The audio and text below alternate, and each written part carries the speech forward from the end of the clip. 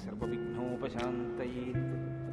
గురుర్బ్రహ్మా గురుర్విష్ణుః గురుర్దేవో మహేశ్వరः గురుస్సాక్షాత్ పరబ్రహ్మ తస్మై శ్రీగురవే నమః. వ్యాసాయ విష్ణురూపాయ వ్యాసరూపాయ విష్ణవే నమో వై బ్రహ్మనిధయే వాసిష్ఠాయ నమో నమః. కూజంతం రామ రామేతి మధురం మధురాక్షరం ఆరుహ్య కవితాశాఖాం వందే వాల్మీకికోకిలం. శృతిస్మృతిపురాణానాం ఆలయం కరుణాలయం నమామి భగవత్పాదశంకరం లోకశంకరం. సదాశివసమారంభాం శంకరాచార్యమధ్యమాం అస్మదాచార్యపర్యంతాం వందే గురుపరంపరాం. వాగర్ధావివ సంపృక్తౌ వాగర్ధప్రతిపత్తయే జగతః పితరౌ వందే పార్వతీపరమేశ్వరౌ. సూక్తిం సమగ్రయతున స్వయమేవ లక్ష్మీః శ్రీరంగరాజమహిషీ మధురైకటాక్షైః. వైదగ్ధ్యవర్ణకునకుంభనగౌరవైర్యాం కండూలకర్ణకుహరాः కవయోధయంతి.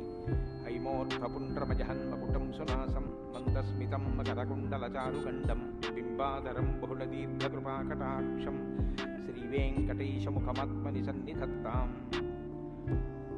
మనోజవం మరుతతుల్యవేగం జితేంద్రియం బుద్ధిమతాం వరిష్టం వాతాత్మజం వనరయూథముఖ్యం శ్రీరామదూతం శిరసా నమామి. జయత్యతి బలో రామో లక్ష్మణశ్చ మహాబలః రాజాజేతి సుగ్రీవో రాఘవేణాభిపాలితః. దాసోహం కోసలేంద్రస్య రామస్యాక్లిష్టకర్మణః హనుమాన్ శత్రుసైన్యానాం నిహంతా మారుతాత్మజः.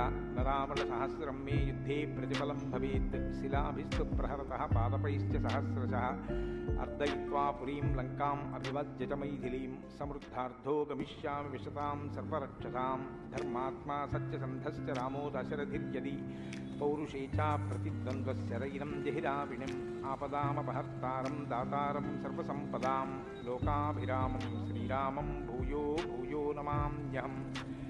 శరజ్యోత్స్నాశుద్ధాం శశీతజటాజూటమకుటాం వరత్రాసత్రాణస్ఫటికఘటికా పుస్తకకరాం. సకృన్నత్వా నత్వా కథమివ సతాం సన్నిధతతే మధుక్షీరద్రాక్షా మధురిమధురీణాః ఫణితయః.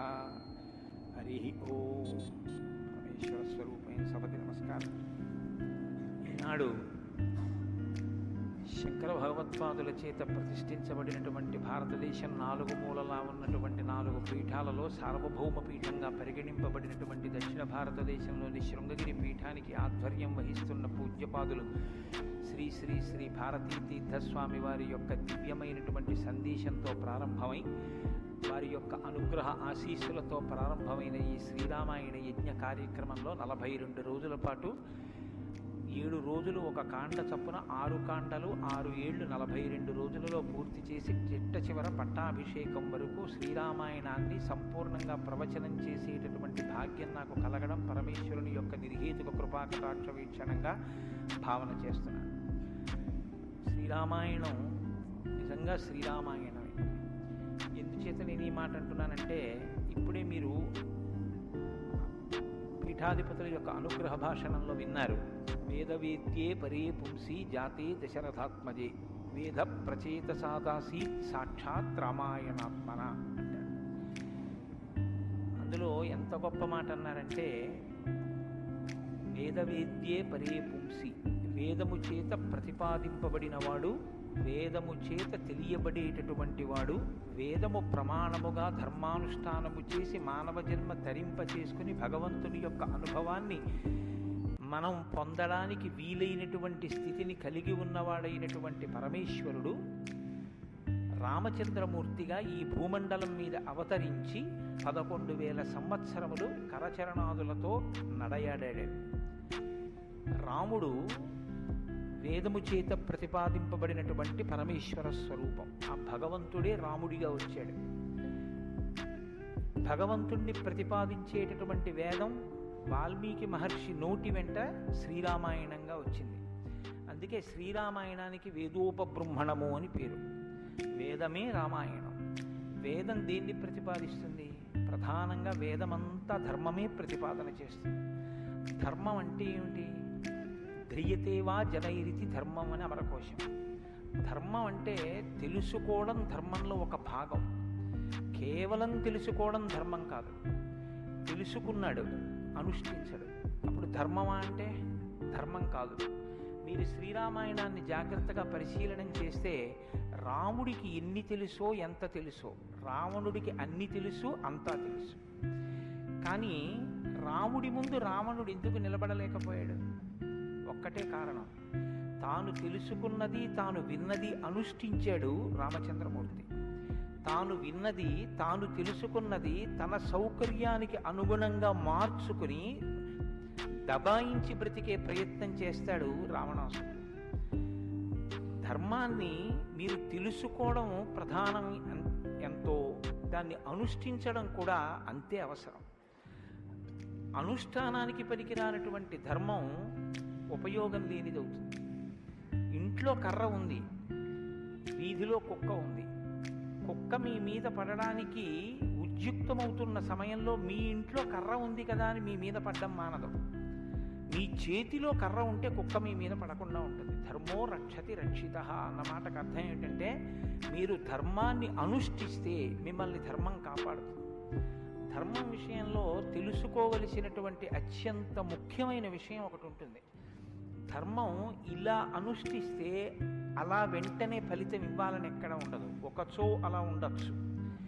ధర్మం ఎటువంటిదంటే, పంట పండడం కోసమని చెప్పి వ్యవసాయదారుడు భూమిని దున్నడం మొదలు పెడతాడు. భూమిని దున్నగానే పంట పండుతుందా? భూమిని దున్నిన తరువాత వర్షం పడే వరకు ఎదురు చూడాలి. వర్షం పడితే పంట పండుతుందా? విత్తనాలు వేయాలి. విత్తనాలు వేస్తే పంట పండుతుందా? మొలకలెత్తాలి. మొలకలెత్తినంత మాత్రాన పంట పండుతుందా? దానికి చీడా పీడా పట్టకుండా సస్యరక్షణ చేసుకోవాలి. 6 కాలము శ్రమిస్తే చిట్ట చివర ఆ పంట బాగా చేతికొచ్చి ఫలసాయాన్ని ఇస్తుంది. అప్పుడు కోత కోసి తెచ్చి పొలం గట్టున వేసి బస్తాలకెత్తి ఇంటికి తీసుకెళ్లి దాచుకునే పర్యంతము పండిన పంట మీ చేతికి వచ్చింది అని నమ్మకంగా చెప్పడం సాధ్యం కాదు. ధర్మం కూడా అంతే. ఇవాళ మీరు ధర్మం చేశారు అని వెంటనే ఫలితం ఇవ్వదు. అధర్మం కూడా అంతే. మీరు ఇవాళ అధర్మం చేశారు అని వెంటనే ఫలితం ఇవ్వదు. లోకంలో మీరు చూస్తూ ఉంటారు, ఒక్కొక్కడు చాలా పాపాచరణముతో ఉంటాడు. ఈశ్వరుని యందు భక్తి ఏమి ఉండదు. శాస్త్రం ఏది వద్దందో అది చేస్తూ ఉంటాడు, కానీ సర్వసుఖములను అనుభవిస్తూ ఉంటాడు. మనకేమనిపిస్తుందంటే, ఆయన ఈశ్వరుణ్ణి ధిక్కరించాడు కదా, ఆయన ఏం ధర్మం పాటించట్లేదు కదా, ఆయన ఏం వేద ప్రమాణాన్ని అంగీకరించట్లేదు కదా, ఆయన సంతోషంగా సుఖంగా ఉన్నాడు.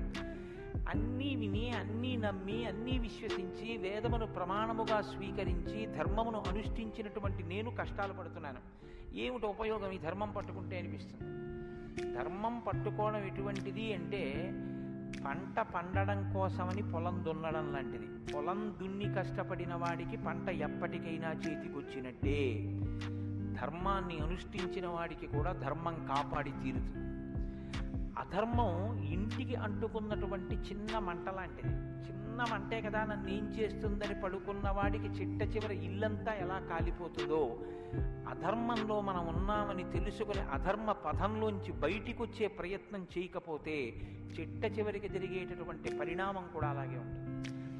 కాంచన లంక ఉంది, అంత బలగం ఉంది, అంత గొప్ప సుఖాలు అనుభవించాడు, 10 తలకాయలున్నాయి, గొప్ప తపస్సు ఉంది, ఈశ్వరుడి యొక్క అనుగ్రహాన్ని పొందాడు, పరమేశ్వరుణ్ణి సాకారంగా దర్శనం చేశాడు, పుష్పక విమానం ఎక్కి ప్రపంచమంతా తిరిగాడు. చిట్ట చివరికి ఏమయ్యాడు? అధర్మాన్ని పట్టుకున్నందుకు కడుపున పుట్టినటువంటి బిడ్డల దగ్గర నుండి భార్య చిట్ట చివర ఏడుస్తూ యుద్ధభూమిలోకి వచ్చి, నువ్వు అధర్మాన్ని పాటించడం వల్లే ఇటువంటి చావు చచ్చావని మండోదరి గుండెలు బాదుకుని ఏడిచేటటువంటి స్థితిని రావణుడు పొందాడు. ప్రతి క్షణం ధర్మాన్ని అనుష్ఠించాడు. ఎంత ఓపికగా అనుష్ఠించాడంటే, ఎన్ని కష్టాలైనా రాని ఆయనకి కావలసింది మాత్రం ఒక్కటే, ధర్మం. ధర్మమా సుఖమా, ధర్మమా కష్టమా, ధర్మమా ప్రయోజనమా, ధర్మమా అడ్డదారా, ధర్మమా కోరిక తీరడమా, మీరు పక్కన ఏవి పెట్టి చూడండి, శ్రీరామచంద్రమూర్తి జీవితం అంతా ఒకటి, ధర్మమే. వాళ్ళన్నాడు, సుగ్రీవుడితో ఎందుకు స్నేహం చేశావు? నాతో స్నేహం చేస్తే రావణాసురుణ్ణి నిగ్రహించి నీ భార్యని వెంటనే ఇప్పిద్దును, ఎందుకు సుగ్రీవుడితో స్నేహం చేశావని అడిగాడు. నాకు కావలసింది ధర్మం. అధర్మాన్ని పాటించేటటువంటి నీతోటి స్నేహం వల్ల నా భార్యని తెచ్చుకోవడం నాకు అక్కర్లేదు, అందుకు నిన్ను నిగ్రహించానన్నాడు. తండ్రి మరణించాడు, చెక్కు చెదరలేదు. భార్యను అపహరించారు, చెక్కు చెదరలేదు. రాజ్యం పోయింది, చెక్కు చెదరలేదు. జటాయువు మరణించాడు, చెక్కు చెదరలేదు. ఇలా కాదన్నయ్య, ఈ మార్గాన్ని విడిచిపెట్టి ఇలా వెళ్ళన్నాడు. తోడ పుట్టినటువంటి లక్ష్మణమూర్తి నాకు వద్దన్నాడు. కన్న తల్లి కౌసల్య అంది, నీ తండ్రి ఇటువంటి దురాత్ముడు కాబట్టి నన్ను కూడా నీతో తీసుకెళ్ళండి. వద్దమ్మా, ధర్మం ప్రధానం అన్నాడు. ఎన్ని పర్యాయాలు ఆయన మాట్లాడితే ధర్మం ధర్మం ధర్మం. అయితే ఇక్కడ మీరు ఒక మాట గమనించవలసి ఉంటుంది. ధర్మం అంటే ఏది ధర్మం? కోటేశ్వరరావు గారు చెప్తే ధర్మం అవుతుందా? లేకపోతే ఎవరో నేను ఇది చెప్తానండి ఇది ధర్మం అంటే అవుతుందా? మనం చెప్తే ధర్మం అవదు, వేదం చెప్తే ధర్మం అవుతుంది. వేదం ఏది చెప్పిందో అది ధర్మం. వేదమునకు వ్యతిరేకముగా చెప్పనటువంటి స్మృతి చెప్పినది ధర్మం. వేదమునకు వ్యతిరేకంగా చెప్పని స్మృతి చెప్పిన మాట పాటించిన వాడిది ధర్మం. ఆ ధర్మం ఎవడు పట్టుకుంటాడో వాడే శ్రీరాముడు. ఆ ధర్మాన్ని ఎవడు పట్టుకుంటాడో వాడు అంతిమంగా పొందేది ఏదంటే విజయమే. 11,000 సంవత్సరములు ఈ భూమండలాన్ని పరిపాలించినటువంటి రామచంద్రమూర్తి పడనటువంటి కష్టం లేదు. ఇన్ని కష్టాలు పడుతున్నా ఆయన ఇతరులకు సుఖాన్ని ఇచ్చాడు, ఇతరులకు ఆనందం ఇచ్చాడు, ఇతరులకు సంతోషం ఇచ్చాడు తప్ప నేనింత కష్టంలో ఉన్నాను మీరెందుకు నవ్వాలని ఆయన ఎన్నడూ అడగలేదు. అందుకే రాముడు యోగి అన్నారు పెద్దలు. యోగి అంటే పైన ఎన్ని కష్టాలైనా రావచ్చు, కానీ లోపల మాత్రం తాను నిర్వికారంగా ఉంటాడు. అందుకే పుట్టినది కూడా నవమి తిథి నాడు పుట్టాడు మహానుభావుడు. 9 అంకెకున్న గొప్పతనం చూడండి. మీరు ఎంత పెట్టి 9ని హెచ్చ వేయండి మళ్ళీ 9గా మారుతూ ఉంటుంది. 9 ఒకట్ల 9, 9 2 18, 8 1 9, 9 3 27, 7 2 9, 9 4 36, 6 3 9, 9 5 45, 5 4 9. ఏం చేసినా మళ్ళీ 9 అవుతుంటుంది. ఎన్ని కష్టాలు బయట రానివ్వండి, ఎన్ని వైక్లభ్యాలు కలగనివ్వండి, లోపల మాత్రం రాముడు ఎప్పుడూ ధర్మాన్నే పట్టుకుని ఉంటాడు. ధర్మాన్ని పట్టుకోవడం అంటే రాముడు రామాయణంలో మాట్లాడింది మీరు గమనించాలి. ఎప్పుడైనా రామాయణం చదవడం, రామాయణం వినడం అంటే ఒక్క పర్యాయం అని మీరు అనుకోకండి. రామాయణాన్ని బహుకోణాలలో చదవండి. రాముడు మాట్లాడితే అని రామాయణం చదవండి ఒకసారి. రాముడు ఎప్పుడు నేను ఇలా చెప్తాను అని అనడం. రాముడు ఎప్పుడు చెప్పినా ఎలా చెప్తాడంటే ఋషులు ఇలా చెప్పారంటాడు, పెద్దలు ఇలా చెప్పారంటాడు, శాస్త్రం ఇలా చెప్పిందంటాడు తప్ప నేను ఇలా చెప్తానన్నాడు రాముడు. తన నిర్ణయం కాదు, తాను ఏది చెప్పాలో కాదు, శాస్త్రం ఏం చెప్పిందో చెప్తాడు, ఋషులు ఏం చెప్పారో చెప్తాడు, పెద్దలు ఏం చెప్పారో చెప్తాడు, తాను ఎందుకు ధర్మాన్ని అనుష్ఠిస్తున్నానో చెప్తాడు. తన జీవితాన్ని ఆదర్శవంతంగా తీసుకొచ్చి మనుష్య జాతికంతటికి ఫలంగా అందించాడు.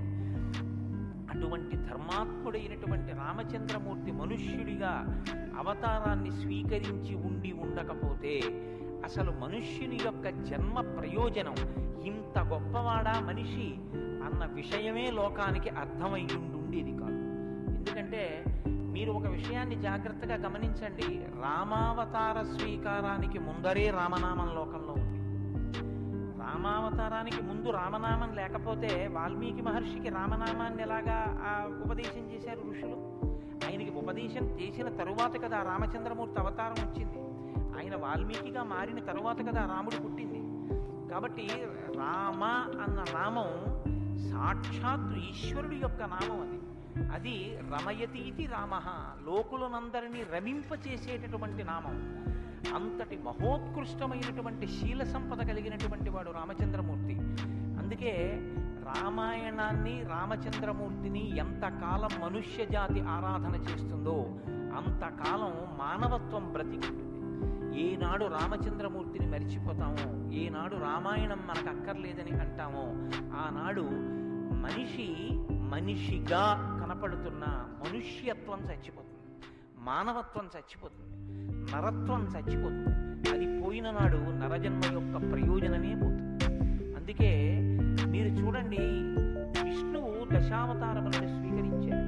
వేదోద్ధారణ, మందరాభరణ, పృథ్వీధర్మ నిర్మాణ, ప్రహ్లాదత్రాణ, బలిప్రతారణ, నృపాహంకార నిర్వాపన, వైదేహీ రమణ, ధనంజయ జయ వ్యాపార పారీణ, ఝోనీ దివ్యత్కరుణ, తమోహరణ, తండ్రి వెంకటేశ ప్రభో.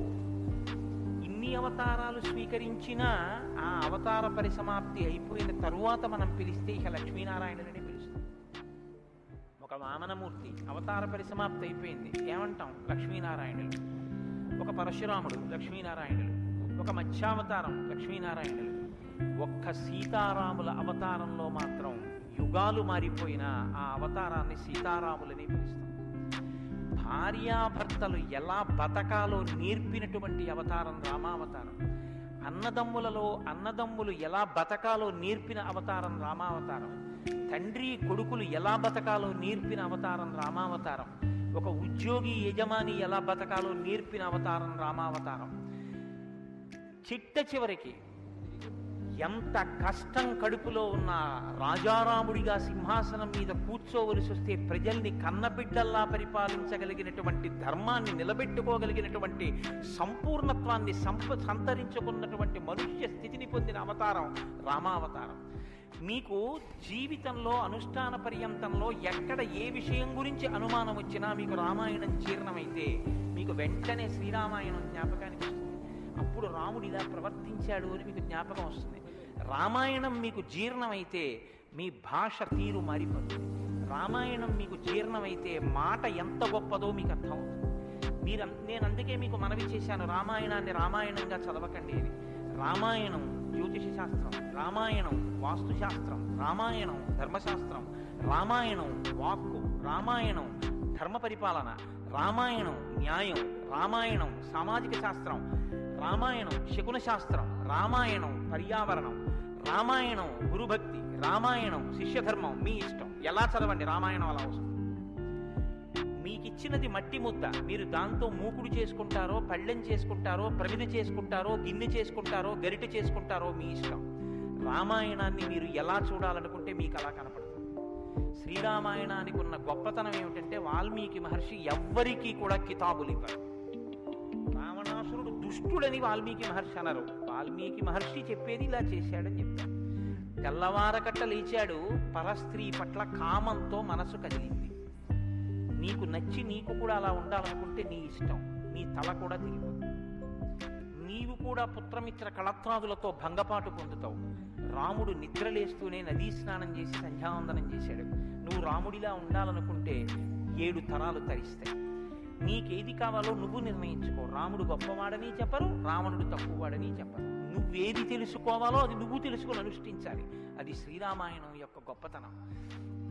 అంత గొప్ప అవతారంలో రాముడిప్పుడు మాట్లాడినా ఋషివాక్కుని సమర్థిస్తాడు.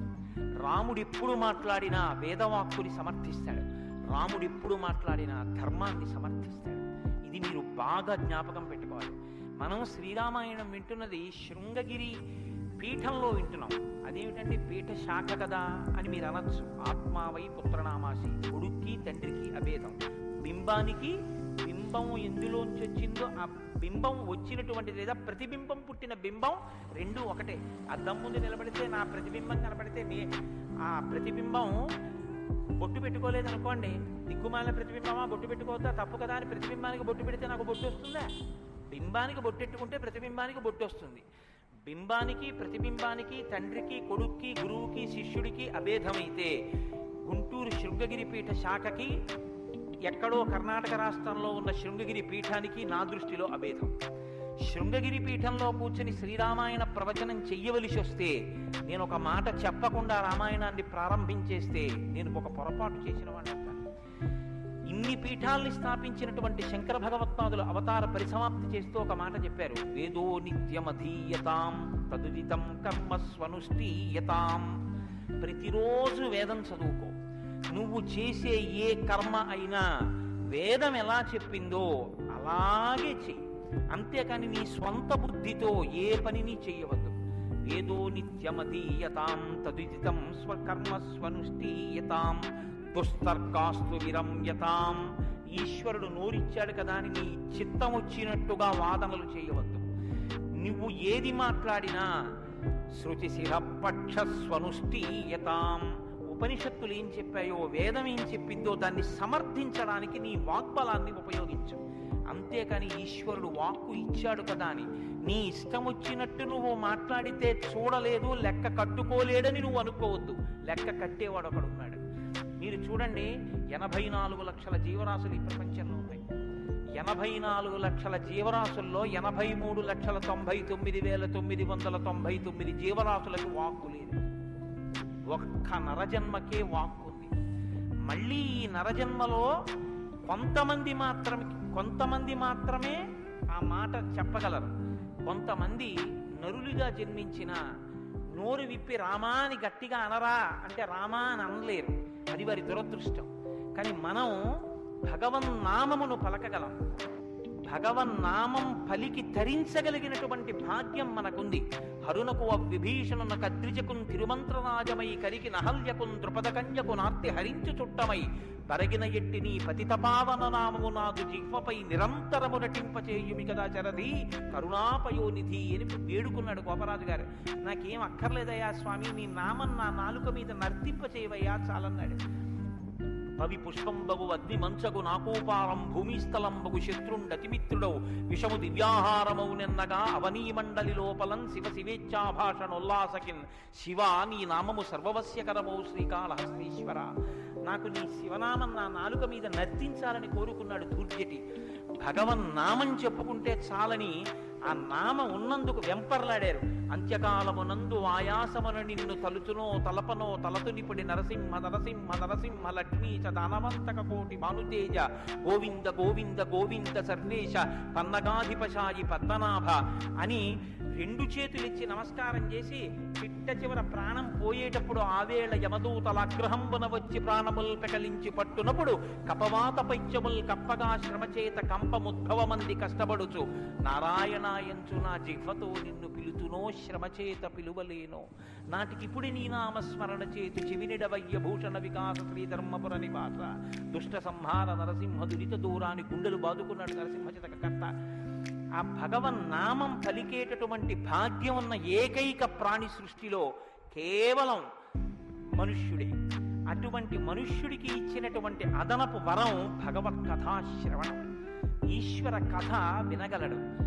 ఆ ఈశ్వర కథ వింటేనే సమస్త సంసార భ్రమణ పరితాపోపశమనం అంటారు శంకర భగవత్పాదులు.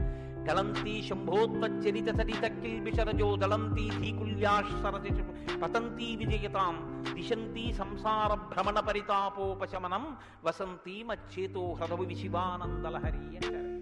సంసార భ్రమణ పరితాపోపశమన కారణమైనటువంటి భగవంతుని యొక్క కథాశ్రవణము చేసి నోటితో చుర్రుకున్నటువంటి పదార్థాలు సప్త ధాతువులతో నిర్మింపబడిన ఈ దేహాన్ని పోషిస్తే భగవంతుని యొక్క కథని చెవులతో చుర్రుకున్నటువంటి వాడు మళ్ళీ పుట్టవలసిన అవసరం లేకుండా పునరపి జననం పునరపి మరణం పునరపి జనని జఠరే చయనం ఇహ సంసారే బహుదుస్తారే కృపయాపారే పాహి మురారే అని భగవన్నామామృతాన్ని చెవులలోంచి లోపలికి చుర్రుకున్నటువంటి వాడు పునరావృత్తి రహిత శాశ్వత శివ సాయుధ్య స్థితిని పొందగలుగుతున్నాడు. ఇటువంటి భాగ్యం కలిగినటువంటి ప్రాణి మనుష్యుడు. ఆ మనుష్యుని యొక్క జీవితం ఎంత గొప్పదో, అసలు నరుడంతే ఎంత గొప్పవాడో నిరూపించినటువంటి అవతారం రామావతారం.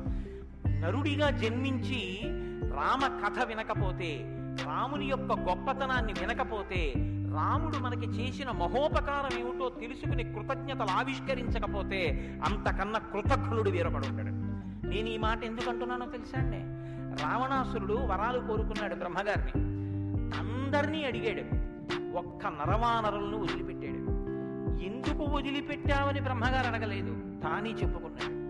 ఇంతమంది గురించి అడిగాను, నరవానరముల గురించి నాకు లెక్క ఏమిటి, వాళ్ళు లెక్కలోకి వస్తారా, నేను అసలు వాళ్ళ పేరెత్తాను అంటే నరుడికి ఉన్నటువంటి విలువ ఏ పాటిదో మీరు అర్థం చేసుకోండి. రావణాసురుడున్న కాలంలోనేగా రాముడున్నాడు. రావణాసురుడి కాలం నాటికి నరుడికి ఉన్న విలువ, నరుడికి ఉన్న గౌరవం అంత గొప్పవి. ఆయన రాక్షసుడండి, ఏదైనా మాట్లాడతాడు, మీరెందుకు గుండెలు బాదుకుంటారు అనొచ్చు. జనక మహారాజు మహాజ్ఞానిగా, అంతటి మహాజ్ఞాని అయినటువంటి జనకుడు ఎదర వస్తోందిగా సీతారామ కళ్యాణం. అంతటి వాడు ఆయన అన్నాడు, మనుష్యుడు రాముడు ఆయనే మెచ్చుతాడు శివధనస్సు. మనుష్య జన్మ అంటే అంత చులకనగా చూడబడినటువంటి రోజుల్లో నరుడంటే ఎంత గొప్పవాడో నిరూపించి చూపించాడు. అందుకే ఆయన అవతార పరిసమాప్తి చెయ్యాలి అంటే రావణ సంహారం చేసేసి అవతార పరిసమాప్తి చేసేయచ్చు. కానీ ఆయన అలా చేయలేదు, ప్రతిజ్ఞ చేశారు. దశవర్ష సహస్రాన్ని దశవర్ష శతానిచ, నేను 11,000 సంవత్సరములు ఈ భూమండలం మీద నడుస్తానన్నారు. దేని కొరకు అంటే 11,000 సంవత్సరములు నేను ఈ భూమి మీద ఉండి భార్యాసహితుడనై బిడ్డల్ని కని ధర్మాన్ని అనుష్ఠించి ఒక నరుడు ధర్మాన్ని పట్టుకుంటే ఎంత గొప్పవాడు కాగలడో నిరూపిస్తానన్నాడు రాముడు. అటువంటి నరుడి కథ అయినటువంటి రామకథ వినకపోతే, రాముడికి కృతజ్ఞతలు ఆవిష్కరించకపోతే, మనసార రామనామం చెప్పకపోతే, రామచంద్రమూర్తికి నమస్కరించకపోతే ఆ జన్మ వృధా అయిపోయినటువంటి జన్మ. అంతటి మహాత్ముడు రామచంద్రమూర్తి. కాబట్టి వేదవేద్యే పరే పుంసీ జాతే దశరథాత్మజే వేద ప్రచేతసాదాసీత్ సాక్షాత్ రామాయణాత్మన. వేదము వేదోపబృంహణమై రామకథగా భూలోకంలో వచ్చింది. ఆ వేదము ఈశ్వరుని యొక్క శ్వాస. ఈ వేదము వాల్మీకి గిరి సంభూత. వాల్మీకి అనబడేటటువంటి పర్వతంలోంచి పుట్టినటువంటి ఒక జీవనది. వేదము మనం వెళ్ళి స్నానం చెయ్యాలి, మనం వెళ్ళి దర్శనం చెయ్యాలి. రామాయణము ప్రవహించి ఇంటింటి ముందు నుంచి విడిపోయినటువంటి గంగ లాంటిది. దక్షిణామూర్తి వేదం, శంకరాచార్యుల వారు రామాయణం. దక్షిణామూర్తి ఎక్కడో ఒక్క చోట కూర్చుని ఉంటారు. సనక సనందనాథులు కూడా ఆయన కూర్చున్న చోటుకే వెళ్ళి నమస్కారం చేసి జ్ఞానోపలబ్ధి పొందాలి. శంకరాచార్యుల వారు అలా కాదు. శంభోర్మూర్తిశ్చరతి భువనే శంకరాచార్య రూప. ఆ దక్షిణామూర్తి మౌనం విడిచిపెట్టి ఆసేతు హిమాచల పర్యంతం పాదచారి అయి 3 పర్యాయములు పర్యటించి వేద విరుద్ధమైన వాదనలు ఖండించి, మళ్లీ వేద విరుద్ధమైన వాదనలు ఈ భారతదేశంలోకి ప్రవేశించకుండా కాపు పెట్టాలన్న ఉద్దేశ్యంతో తూర్పున జగన్నాథ్లో గోవర్ధన పీఠము, పడమర ద్వారకలో కాళికాపీఠము, ఉత్తరమున బదరికాశ్రమములో జ్యోతిపీఠము, దక్షిణమున శృంగగిరిలో శారదాపీఠము, 4 చోట్ల 4 పీఠములను కాపు పెట్టి గురు పరంపర నిరంతరము కొనసాగేటట్టుగా మనని అనుగ్రహించి వేద విరుద్ధమైన వాదనలు భారతదేశంలో ప్రవేశించకుండా రక్షించినటువంటి మహాపురుషుడైనటువంటి శంకర భగవత్పాదులు తానే ఆసేతు హిమాచలం పర్యటించి ప్రతి ఇంటి ముందుకొచ్చి జ్ఞానబోధ చేసినట్టు రామాయణం అనేటటువంటి గంగ వాల్మీకి గిరిశంభూతయ్యి వాడవాడలా ప్రవహించింది. రామకథ రామనామం తెలియనివాడు లోకంలో ఉండడు. ఏదైనా తెలియదేమో, రామకథ తెలియనివాడు రామనామం తెలియనివాడు లోకంలో ఉండడు. మంచికైనా రామనామం, చెడుకైనా రామనామం. ఏమయ్యా అంత పని చేసావా? రామరామ అనే చేస్తానండి అంటాడు. ఏదైనా చూడకూడదు చూస్తే రామరామ ఇలాంటిది చూశానేమండి అంటాడు. ఏదైనా మంచి జరిగితే రామరామ ఎంత మంచి మాట విన్నాను ఇవ్వాలంటాడు. భారతీయ సంస్కృతిలో రామనామం మమేకమైపోయింది. అటువంటి రామాయణం, అటువంటి రామనామం ధర్మానికి ఆలవాలం. ధర్మాన్ని వ్యతిరేకించడం కన్నా ఘోరమైన పాపం లోకంలో ఇంకోటి ఉండదు. ఇవాల్టి రోజున రామాయణం యొక్క ఆవశ్యకత మరీ ఎక్కువ. ఎందుచేతనో తెలుసా అండి? ఒకానొకప్పుడు ధర్మానికి వ్యతిరేకంగా మాట్లాడితేనే చాలా దోషం. అటువంటిది ఇవాళ ఏ స్థితి వచ్చేసిందంటే, ధర్మాన్ని ధర్మము అని పేరు పెట్టి వ్యతిరేకంగా మాట్లాడితే బాగుండదని ధర్మానికి ఇంకొక పేరు పెట్టి వ్యతిరేకంగా మాట్లాడే రోజులు వచ్చాయి. ఒకడు ఆవుని చంపేయాలనుకున్నాడు. ఆవుని చంపేయండి అంటే మిగిలిన వాళ్ళు బుద్ధి ఉందా లేదా అంటారు. అందుకని ఆవుని ఇంకొక క్రూర మృగం పేరు పెట్టి పిలిచి చంపేయమన్నాడు వాడు. ఎంత గడుసరితనం చూడండి. ఈ పులిని చంపేయండి అన్నాడు. పులిని చంపేయండి అంటే చూడని వాడు ఏమనుకుంటాడు? పులిని చంపేస్తే తప్పేమిటి, వచ్చి ఊళ్ళ మీద పడిపోతుంది అనుకుంటాడు. అది పావుని చంపేయండి అన్నాడు. విన్నవాడు పావు అనుకున్నాడు, కనదు ఆవు. ఆవుని చూపించి పావుని చంపేయండి అన్నాడు. వాడికి తెలియదా ఇది ఆవుని? తెలుసు. మరి ఆవుని చంపేయండి అని ఎందుకండం అంటే, ఆవుని చంపేయండి అంటే ఆవుని చంపడం ఏమిట్రా అంటారని పావుని చంపేయండి అన్నాడు తెలిసి. ధర్మాన్ని ఆచరించకండి అంటే జనం తిరగబడతారని మూఢ విశ్వాసాల జోలికి వెళ్ళకండి అంటాడు. పేరు మార్చారు కానీ వ్యవస్థని ధర్మానికి దూరం చేస్తున్నారు. ఆ స్థితి నుంచి మనం రక్షింపబడాలంటే మనకున్న ఆధారం ఒక్కటే, శ్రీరామాయణాన్ని వినాలి, శ్రీరామాయణాన్ని బాగా తెలుసుకోవాలి, శ్రీరామాయణాన్ని తరచి తరచి గమనించాలి. రామాయణం మనకి తెలుసున్న రామకథే కదా అనుకోకండి. నేను మీకు యథార్థం మనవి చేస్తున్నాను. మీరు రామాయణాన్ని ఎన్ని మాటలు చదవండి, ఎన్ని మాటలు వినండి, మీకు రామాయణం కొత్త కోణంలో ప్రకాశిస్తుంది, రామాయణం కొత్త కోణంలో భాషిస్తుంది. అంత గొప్ప రామాయణం. సరే నువ్వు చెప్పేది రామాయణం కదా, రామాయణం గురించి ఎందుకు అంతసేపు చెప్తావు? మేము ఎదర వింటాం కదా రామాయణం. అసలు నువ్వు రామాయణం ప్రారంభం చెయ్యి అని మీరు అంటారు, నాకు తెలుసు. శ్రీరామాయణ ప్రారంభం ఎక్కడ జరిగింది అంటే, తపస్వాధ్యాయ నిరతం తపస్వీ వాగ్విదాం వరం నారదం పరిపప్రచ్చర్ వాల్మీకి మునిపుంగవం అన్నాడు. అంటే ఒకానొకనాడు వాల్మీకి మహర్షి తన ఆశ్రమంలో ఉన్నారు. నారద మహర్షి వచ్చారు. నారద మహర్షి వస్తే వచ్చిన నారద మహర్షి ఎటువంటి వారో చెప్తున్నారు. మొదట ఏదో నారదుడు వచ్చారు, వాల్మీకి అడిగారు, అది కాదు ఆ శ్లోకం. మీరు ఆ శ్లోకాన్ని చాలా జాగ్రత్తగా గమనించాలి. ఎటువంటి నారదుడు ఎటువంటి వాల్మీకి మహర్షి ఆశ్రమానికి వచ్చారట? తపస్వాధ్యాయ నిరతం తపస్వి వాగ్విదాం వరం నారదం పరిపప్రచ్చర్ వాల్మీకిర్ మునిపుంగవం. ఈ శ్లోకం నేను చెప్పే ముందు మీతో ఒక మాట నేను మనవి చెయ్యాలి. వాల్మీకి మహర్షి ఆశ్రమానికి నారదుడు వచ్చి సంక్షేప రామాయణం చెప్పిన తరువాత కదా రామాయణం ప్రచారంలోకి వచ్చింది. వాల్మీకి మహర్షి ఆశ్రమానికి నారద మహర్షి వచ్చిన తరువాత రామాయణాన్ని ఎవరికి నేర్పారు? ఆయన రచన చేసి మొట్టమొదట ఎవరికి నేర్పి ఉండాలి? ప్రవాహము అంటే ఎవరి ద్వారానో వెళ్ళాలి కదా. అది మొట్టమొదట లోకంలో దాన్ని ప్రచారం ఎవరితో ప్రారంభమైంది? వాల్మీకి రామాయణ రచన చేసి ఎవరికి నేర్పారు? వాల్మీకి రామాయణ రచన చెయ్యగానే నేర్పిన మొట్టమొదటి శిష్యులు లవకుశులు. లవకుశులకి మొట్టమొదట రామాయణం నేర్పుంటే సీతమ్మ వాల్మీకి ఆశ్రమంలో ఉందా లేదా? ఉంది. వాల్మీకి ఆశ్రమంలోకి సీతమ్మ వచ్చి లవకుశులు పెద్దవాళ్ళై గురువు గారి దగ్గర శ్రీరామాయణాన్ని ఉపదేశం పొందడానికి యోగ్యమైనంత వయస్సు వచ్చేసిన తరువాత నారద మహర్షి వచ్చారు. వచ్చి సంక్షేప రామాయణం చెప్పారు. అప్పటి వరకు రామాయణం లేదు లోకంలో. ఇంకా తర్వాత కదా వాల్మీకి రచించారు సంక్షేప రామాయణం విన్నాక. కాబట్టి ఇప్పుడు రామాయణ కథ ఏ స్థాయిలో ఉంది, ఏ స్థితి దగ్గర ఉంది? రామాయణ రచన మొదలయ్యేప్పటికే రామాయణం పూర్తయిపోయే స్థితిలో ఉంది. రామాయణం పూర్తయిపోయే స్థితిలో రామాయణ రచన ప్రారంభమైంది. ఇది మీరు గమనించాలి. రామచంద్రమూర్తి పుట్టక ముందు రామాయణాన్ని రచించలేదు వాల్మీకి. రామచంద్రమూర్తి పట్టాభిషేక పూర్వం రామాయణ రచన జరగలేదు. రామాయణ రచన ఎప్పుడు జరిగినట్టు? రామచంద్రమూర్తి పట్టాభిషేకం చేసుకుని సీతమ్మ తల్లిని అడవులలో విడిచిపెట్టి అడవులలో ఉన్న సీతమ్మని వాల్మీకి మహర్షి తన కుటీరానికి తీసుకెళ్లి లవకుశులు జన్మించి వాళ్ళు పెరిగి పెద్దవాళ్ళై యోగ్యులై విద్యాభ్యాసం చేసి సంగీత విద్యలో మంచి నిష్ణాతులై వాల్మీకి మహర్షి రచించిన రామాయణాన్ని బోధ చేస్తే నేర్చుకుని లోకంలో ప్రచారం చెయ్యగలిగినంత వయస్సు వాళ్ళు వచ్చిన తరువాత నారద మహర్షి వచ్చారు. అలా ఎందుకు జరగాలి అంటే వచ్చినటువంటి మహానుభావుడు రామచంద్రమూర్తిగా వచ్చాడు. మనుష్యుడిగా నడిచి చూపించేశాడు. అప్పటికే 11,000 సంవత్సరాలు ఇంచుమించు పూర్తయిపోతున్నాయి. జరిగిన కథ జరిగిపోయింది. జరిగిన కథ జరిగిపోయిన తర్వాత ఇప్పుడు వచ్చాడు నారదుడు.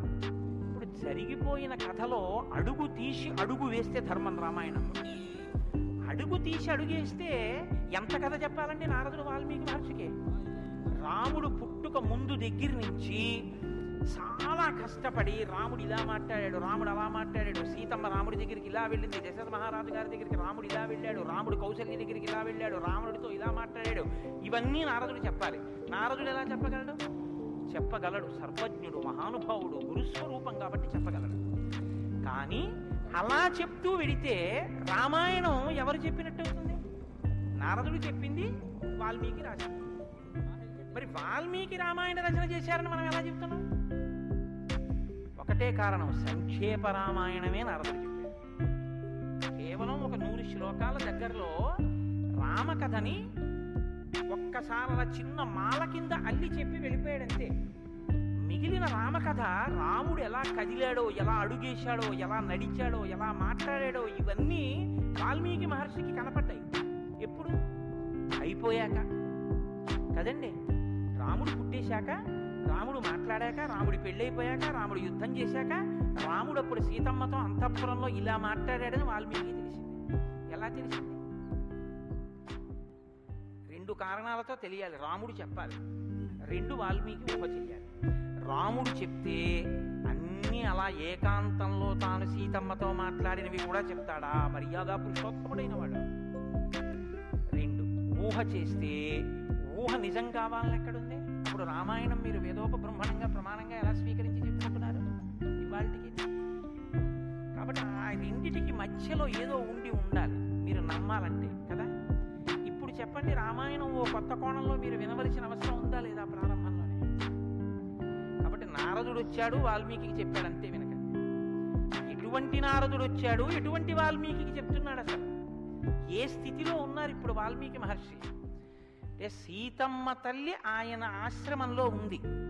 సీతమ్మ తల్లి ఊరట పొందడానికి కావలసిన వాతావరణం ఆశ్రమంలో ఉంది. ఆయన నిరంతరము కూడా తపస్వి అయి ఉన్నారు.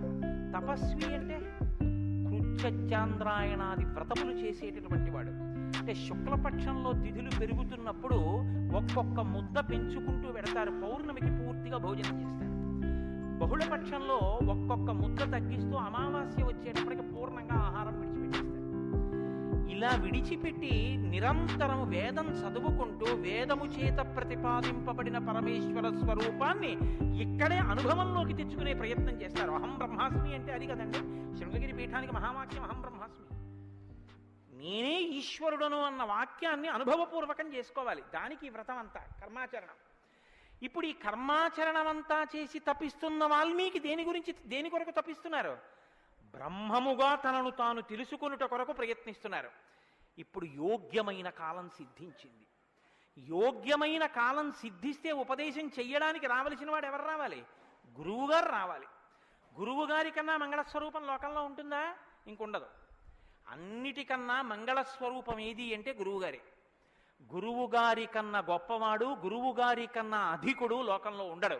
నగురోరధికం నగురోరధికం నగురోరధికం ఇది శివశాసనత. గురువు కన్నా అధికుడి లోకంలో లేడు. మరి ఈశ్వరుడండి అని మీకు అనుమానం రావచ్చు. ఈశ్వరుడి కన్నా అధికుడు గురువే. ఇందువల్ల అసలు గురువు లేకపోతే ఈశ్వరుడి యొక్క అస్తిత్వం ప్రకటన కాదు. సరికదా? నేను మీకు ఒక మాటలో చెప్పాలంటే, శృంగగిరి పీఠాధిపత్యం వహించిన చంద్రశేఖర భారతీ స్వామి వారి దగ్గరికి ఒక వ్యక్తి వెళ్ళి అన్నాడు, నా దగ్గర ఒకటి కన్నా ఎక్కువ మంత్రాలు ఉపదేశం పొందినవి ఉన్నాయి. నేను ఒక మంత్రానికి ధ్యాన శ్లోకం చేసి మంత్రాన్ని అనుష్ఠిస్తుంటే ఇంకో మంత్రం యొక్క ధ్యాన శ్లోకంలో స్వరూపం కనపడుతోంది, నన్ను ఏం చేయమంటారని అడిగాడు. ఆయన అన్నారు, నీకు ఉపదేశం చేసినటువంటి గురువు గారి పాదాలు నీకు కనపడుతుంటాయా? అయ్యో నాకు చాలా ఇష్టం అండి, మా గురువు గారి పాదాలు నాకు బాగా జ్ఞాపకం. ఏ మంత్రం చేసినా గురువుగారి పాదాలే చూడాలి. అలా ఎలా కుదురుతుందండి అన్నాడు ఆయన. ఆ ధ్యాన శ్లోకంలో రూపం కదా చూడాలి. ఏ మంత్రం చేసినా గురువుగారి పాదాలు ఎలా చూస్తాము? ఏ గురుర్ బ్రహ్మ గురుర్ విష్ణు గురుర్దేవో మహేశ్వర, గురువే బ్రహ్మ గురువే విష్ణువు గురువే మహేశ్వరుడు. ఇక గురువు గారి పాదాలే ఆ దేవతలన్నీ. కాబట్టి గురువు గారి పాదాలు చూస్తూ నువ్వు ఏ మంత్రం చెప్పినా ఆ మంత్రం సిద్ధిస్తుంది. అయినప్పుడు ఇప్పుడు గురు దర్శనమే మంగళకరమైనటువంటి దర్శనం. నారదుని యొక్క దర్శనం, నారదుని యొక్క పేరెత్తడం కన్నా గొప్పతనం ఇంకోట్లేదు. కాబట్టి ఇప్పుడు రామాయణ ప్రారంభం దేనితో ప్రారంభమైంది? గురువు గారి దర్శనంతో ప్రారంభమైంది. నారద మహర్షి దర్శనం గురువు యొక్క దర్శనం. ఎవరికి? వాల్మీకి. రామాయణాన్ని నమ్ముకున్న జాతికి ప్రతినిధి. మనకి ఏ దర్శనంతో ప్రారంభమైంది? జగద్గురు దర్శనంతో మనకి ప్రారంభమైంది. కాబట్టి ఇప్పుడు ఎవరొచ్చారు? ఆ వచ్చినటువంటి వ్యక్తి సామాన్యమైనటువంటి వ్యక్తి రాలేదు. నారదుడు ఆ వచ్చినటువంటి వారు మహానుభావుడై తపస్వాధ్యాయ నిరతం, నిరంతరము తపస్సు చేసేటటువంటి వారు.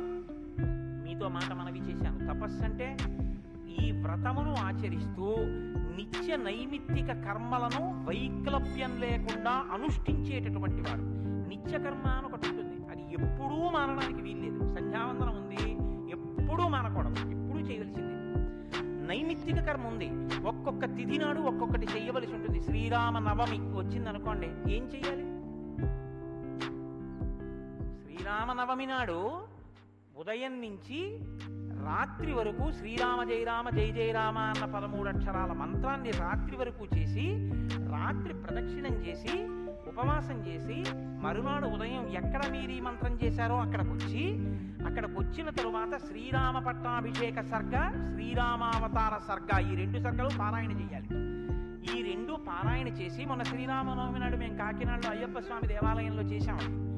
ఈ 2 సర్గలు పారాయణ చేసి, తదనంతరం ముందు పేదలకి అన్నదానం నారాయణ సేవగా చేసి, తరువాత తాను ఆహారం స్వీకరించాలి. అది శ్రీరామనవమి నాడు చేయవలసినటువంటి విధానం. దీన్ని నైమిత్తిక తిథి ఆచరణము అంటారు.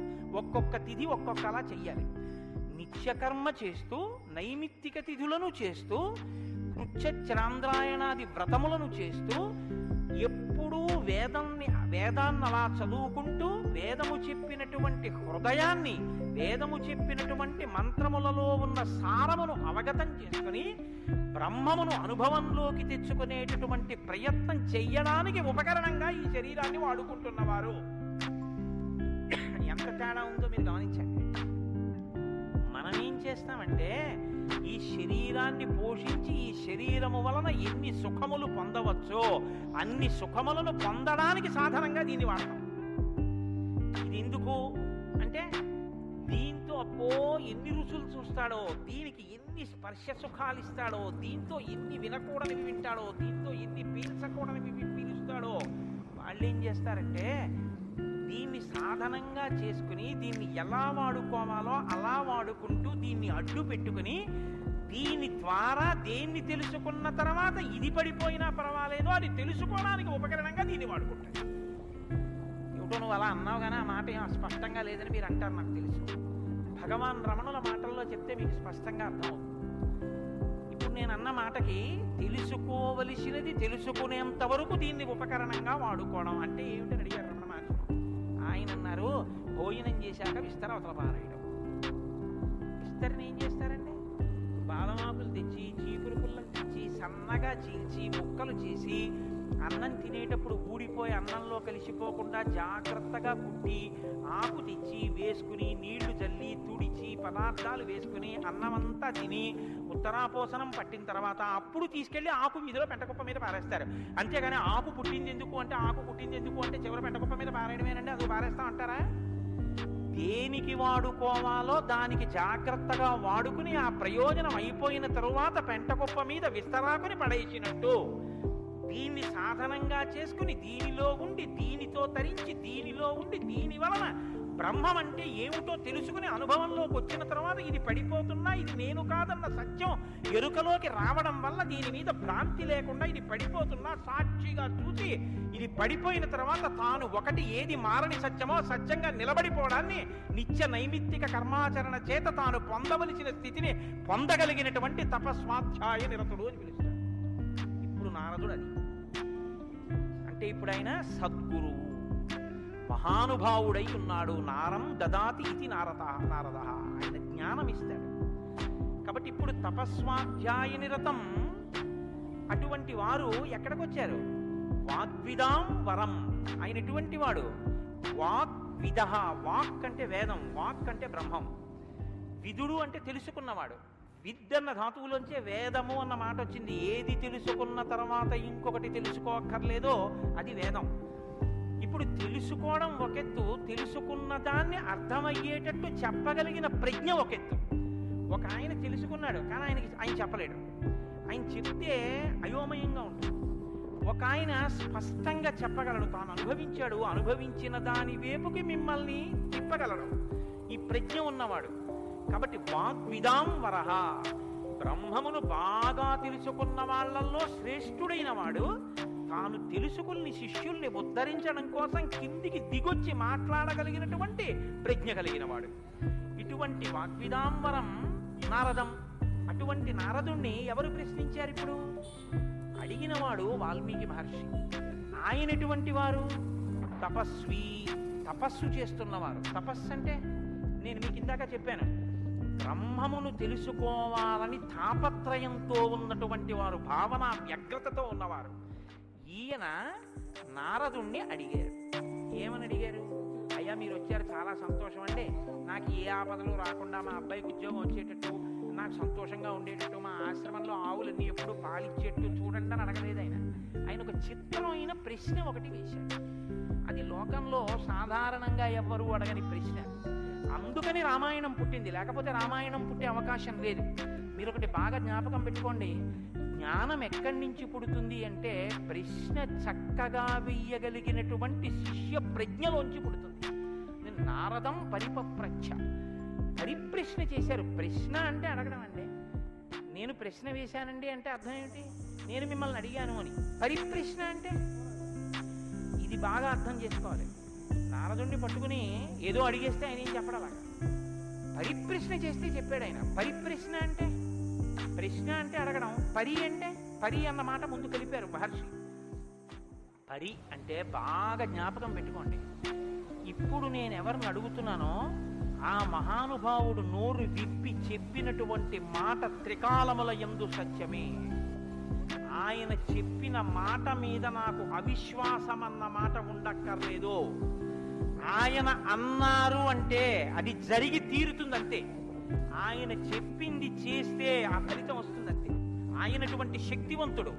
ఈ నమ్మకం మీకు ఉండి అడగడం మొదలు పెడితే శ్రద్ధ, పరిప్రశ్నకి ముందేముంటుందో తెలుసా అండి? శ్రద్ధ ఉంటుంది.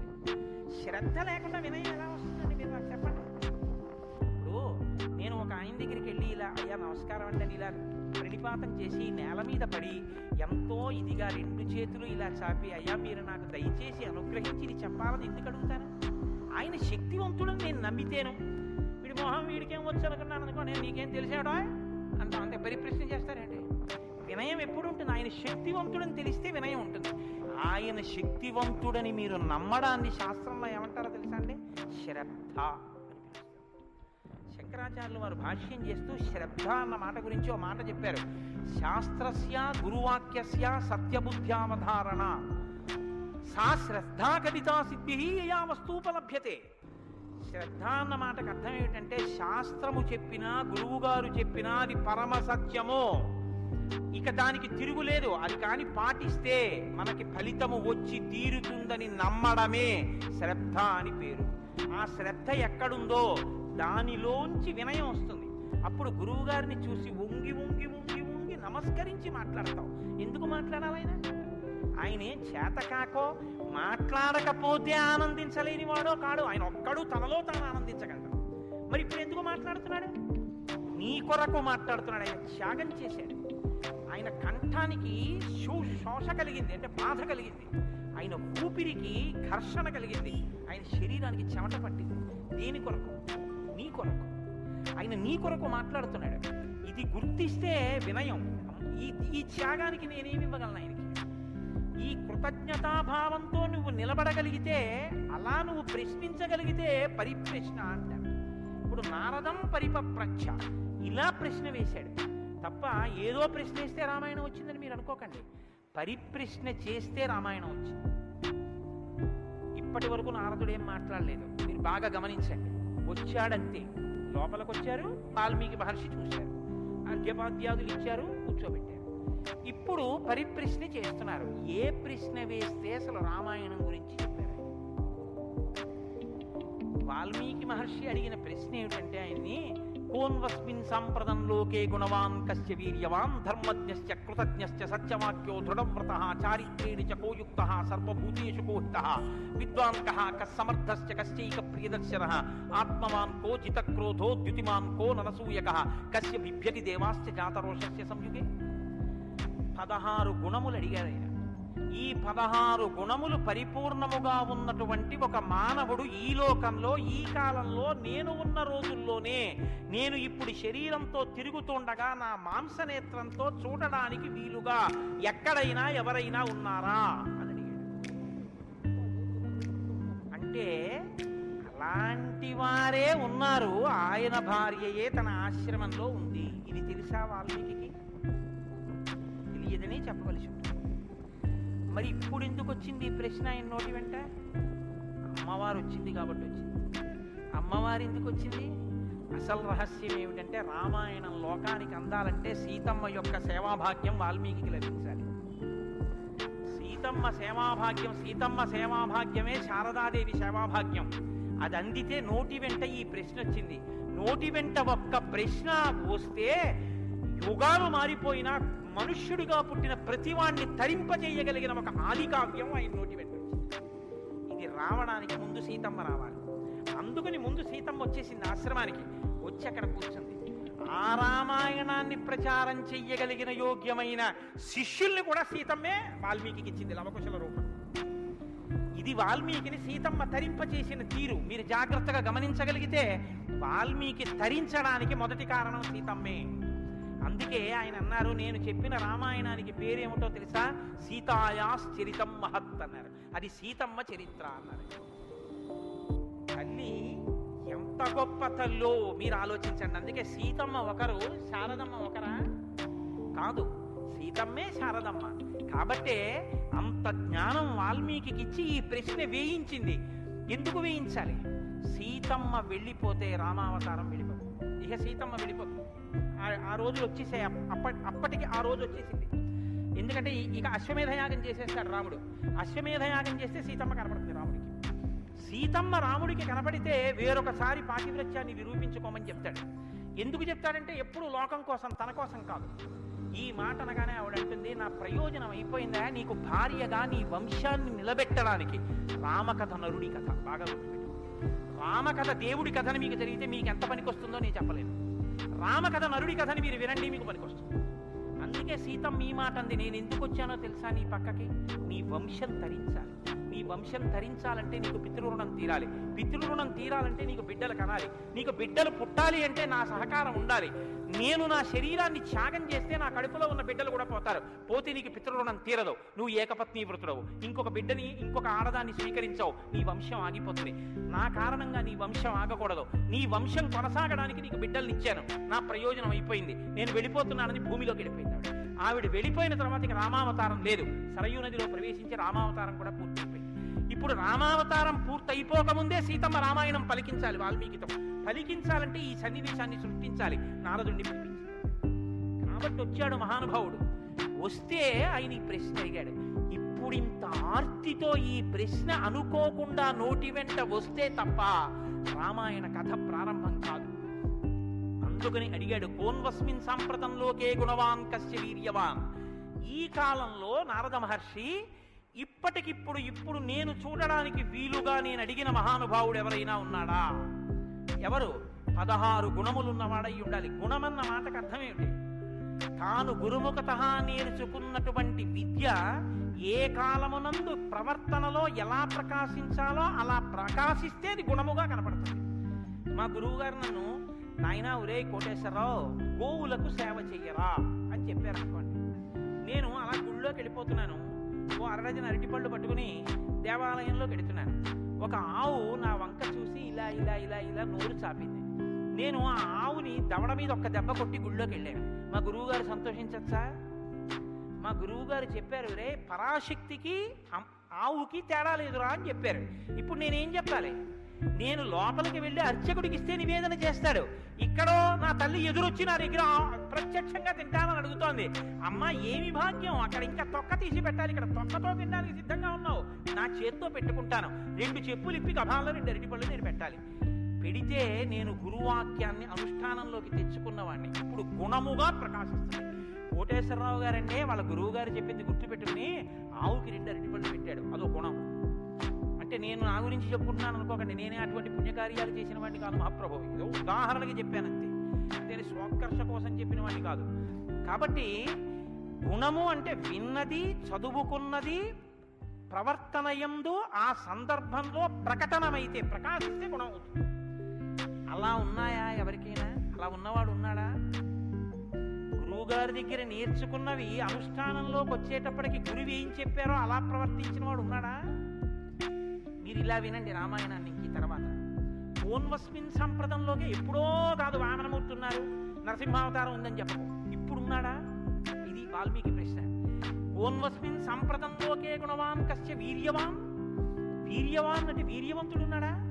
వీర్యవంతుడంటే ఎటువంటి యుద్ధం వచ్చినా చెక్కు చెదరకుండా తానుగా నిలబడి తనలో ఏ మార్పు లేకుండా బయట మార్పు తేగలిగిన వాడు, ఎంతమందినైనా పడగొట్టగలిగిన వాడు. అటువంటి వాడు ఉన్నాడా?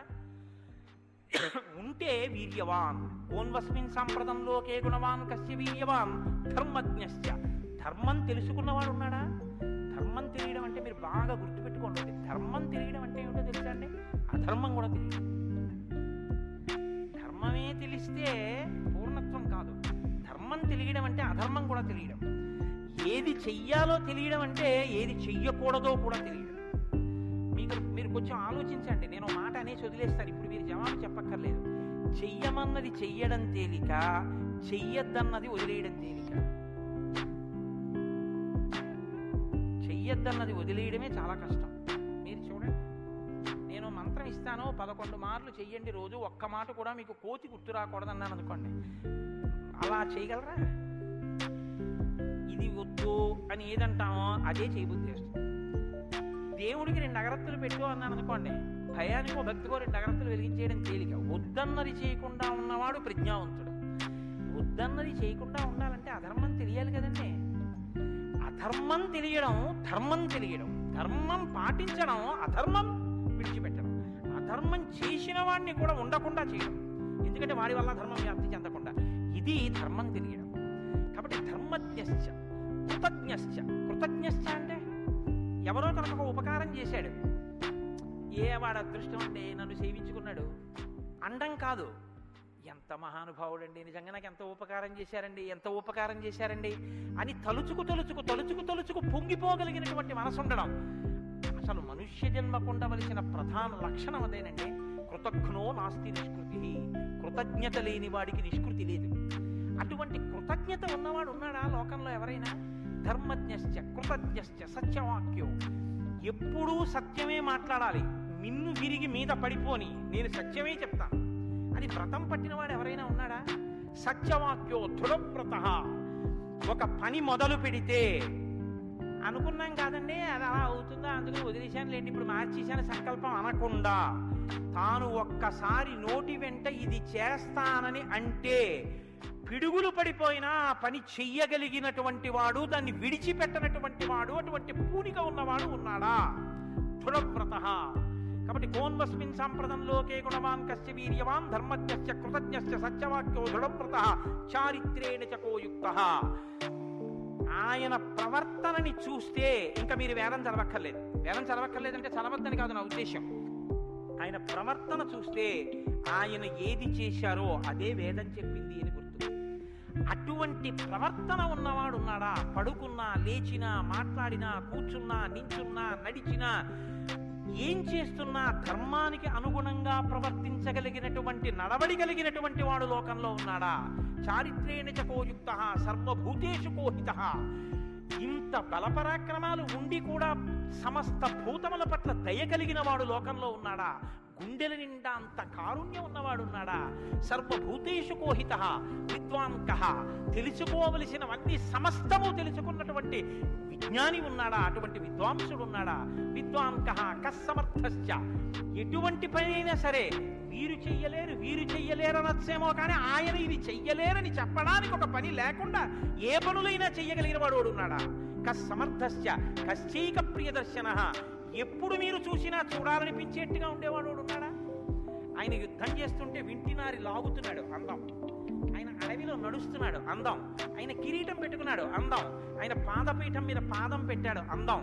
ఆయన జిల్లేడు పాలు పోసుకుని జటాజూటం కట్టుకున్నాడు అందం. ఆయన ఏమీ లేదు, నారచీర కట్టుకుని కోదండం పట్టుకున్నాడు అందం.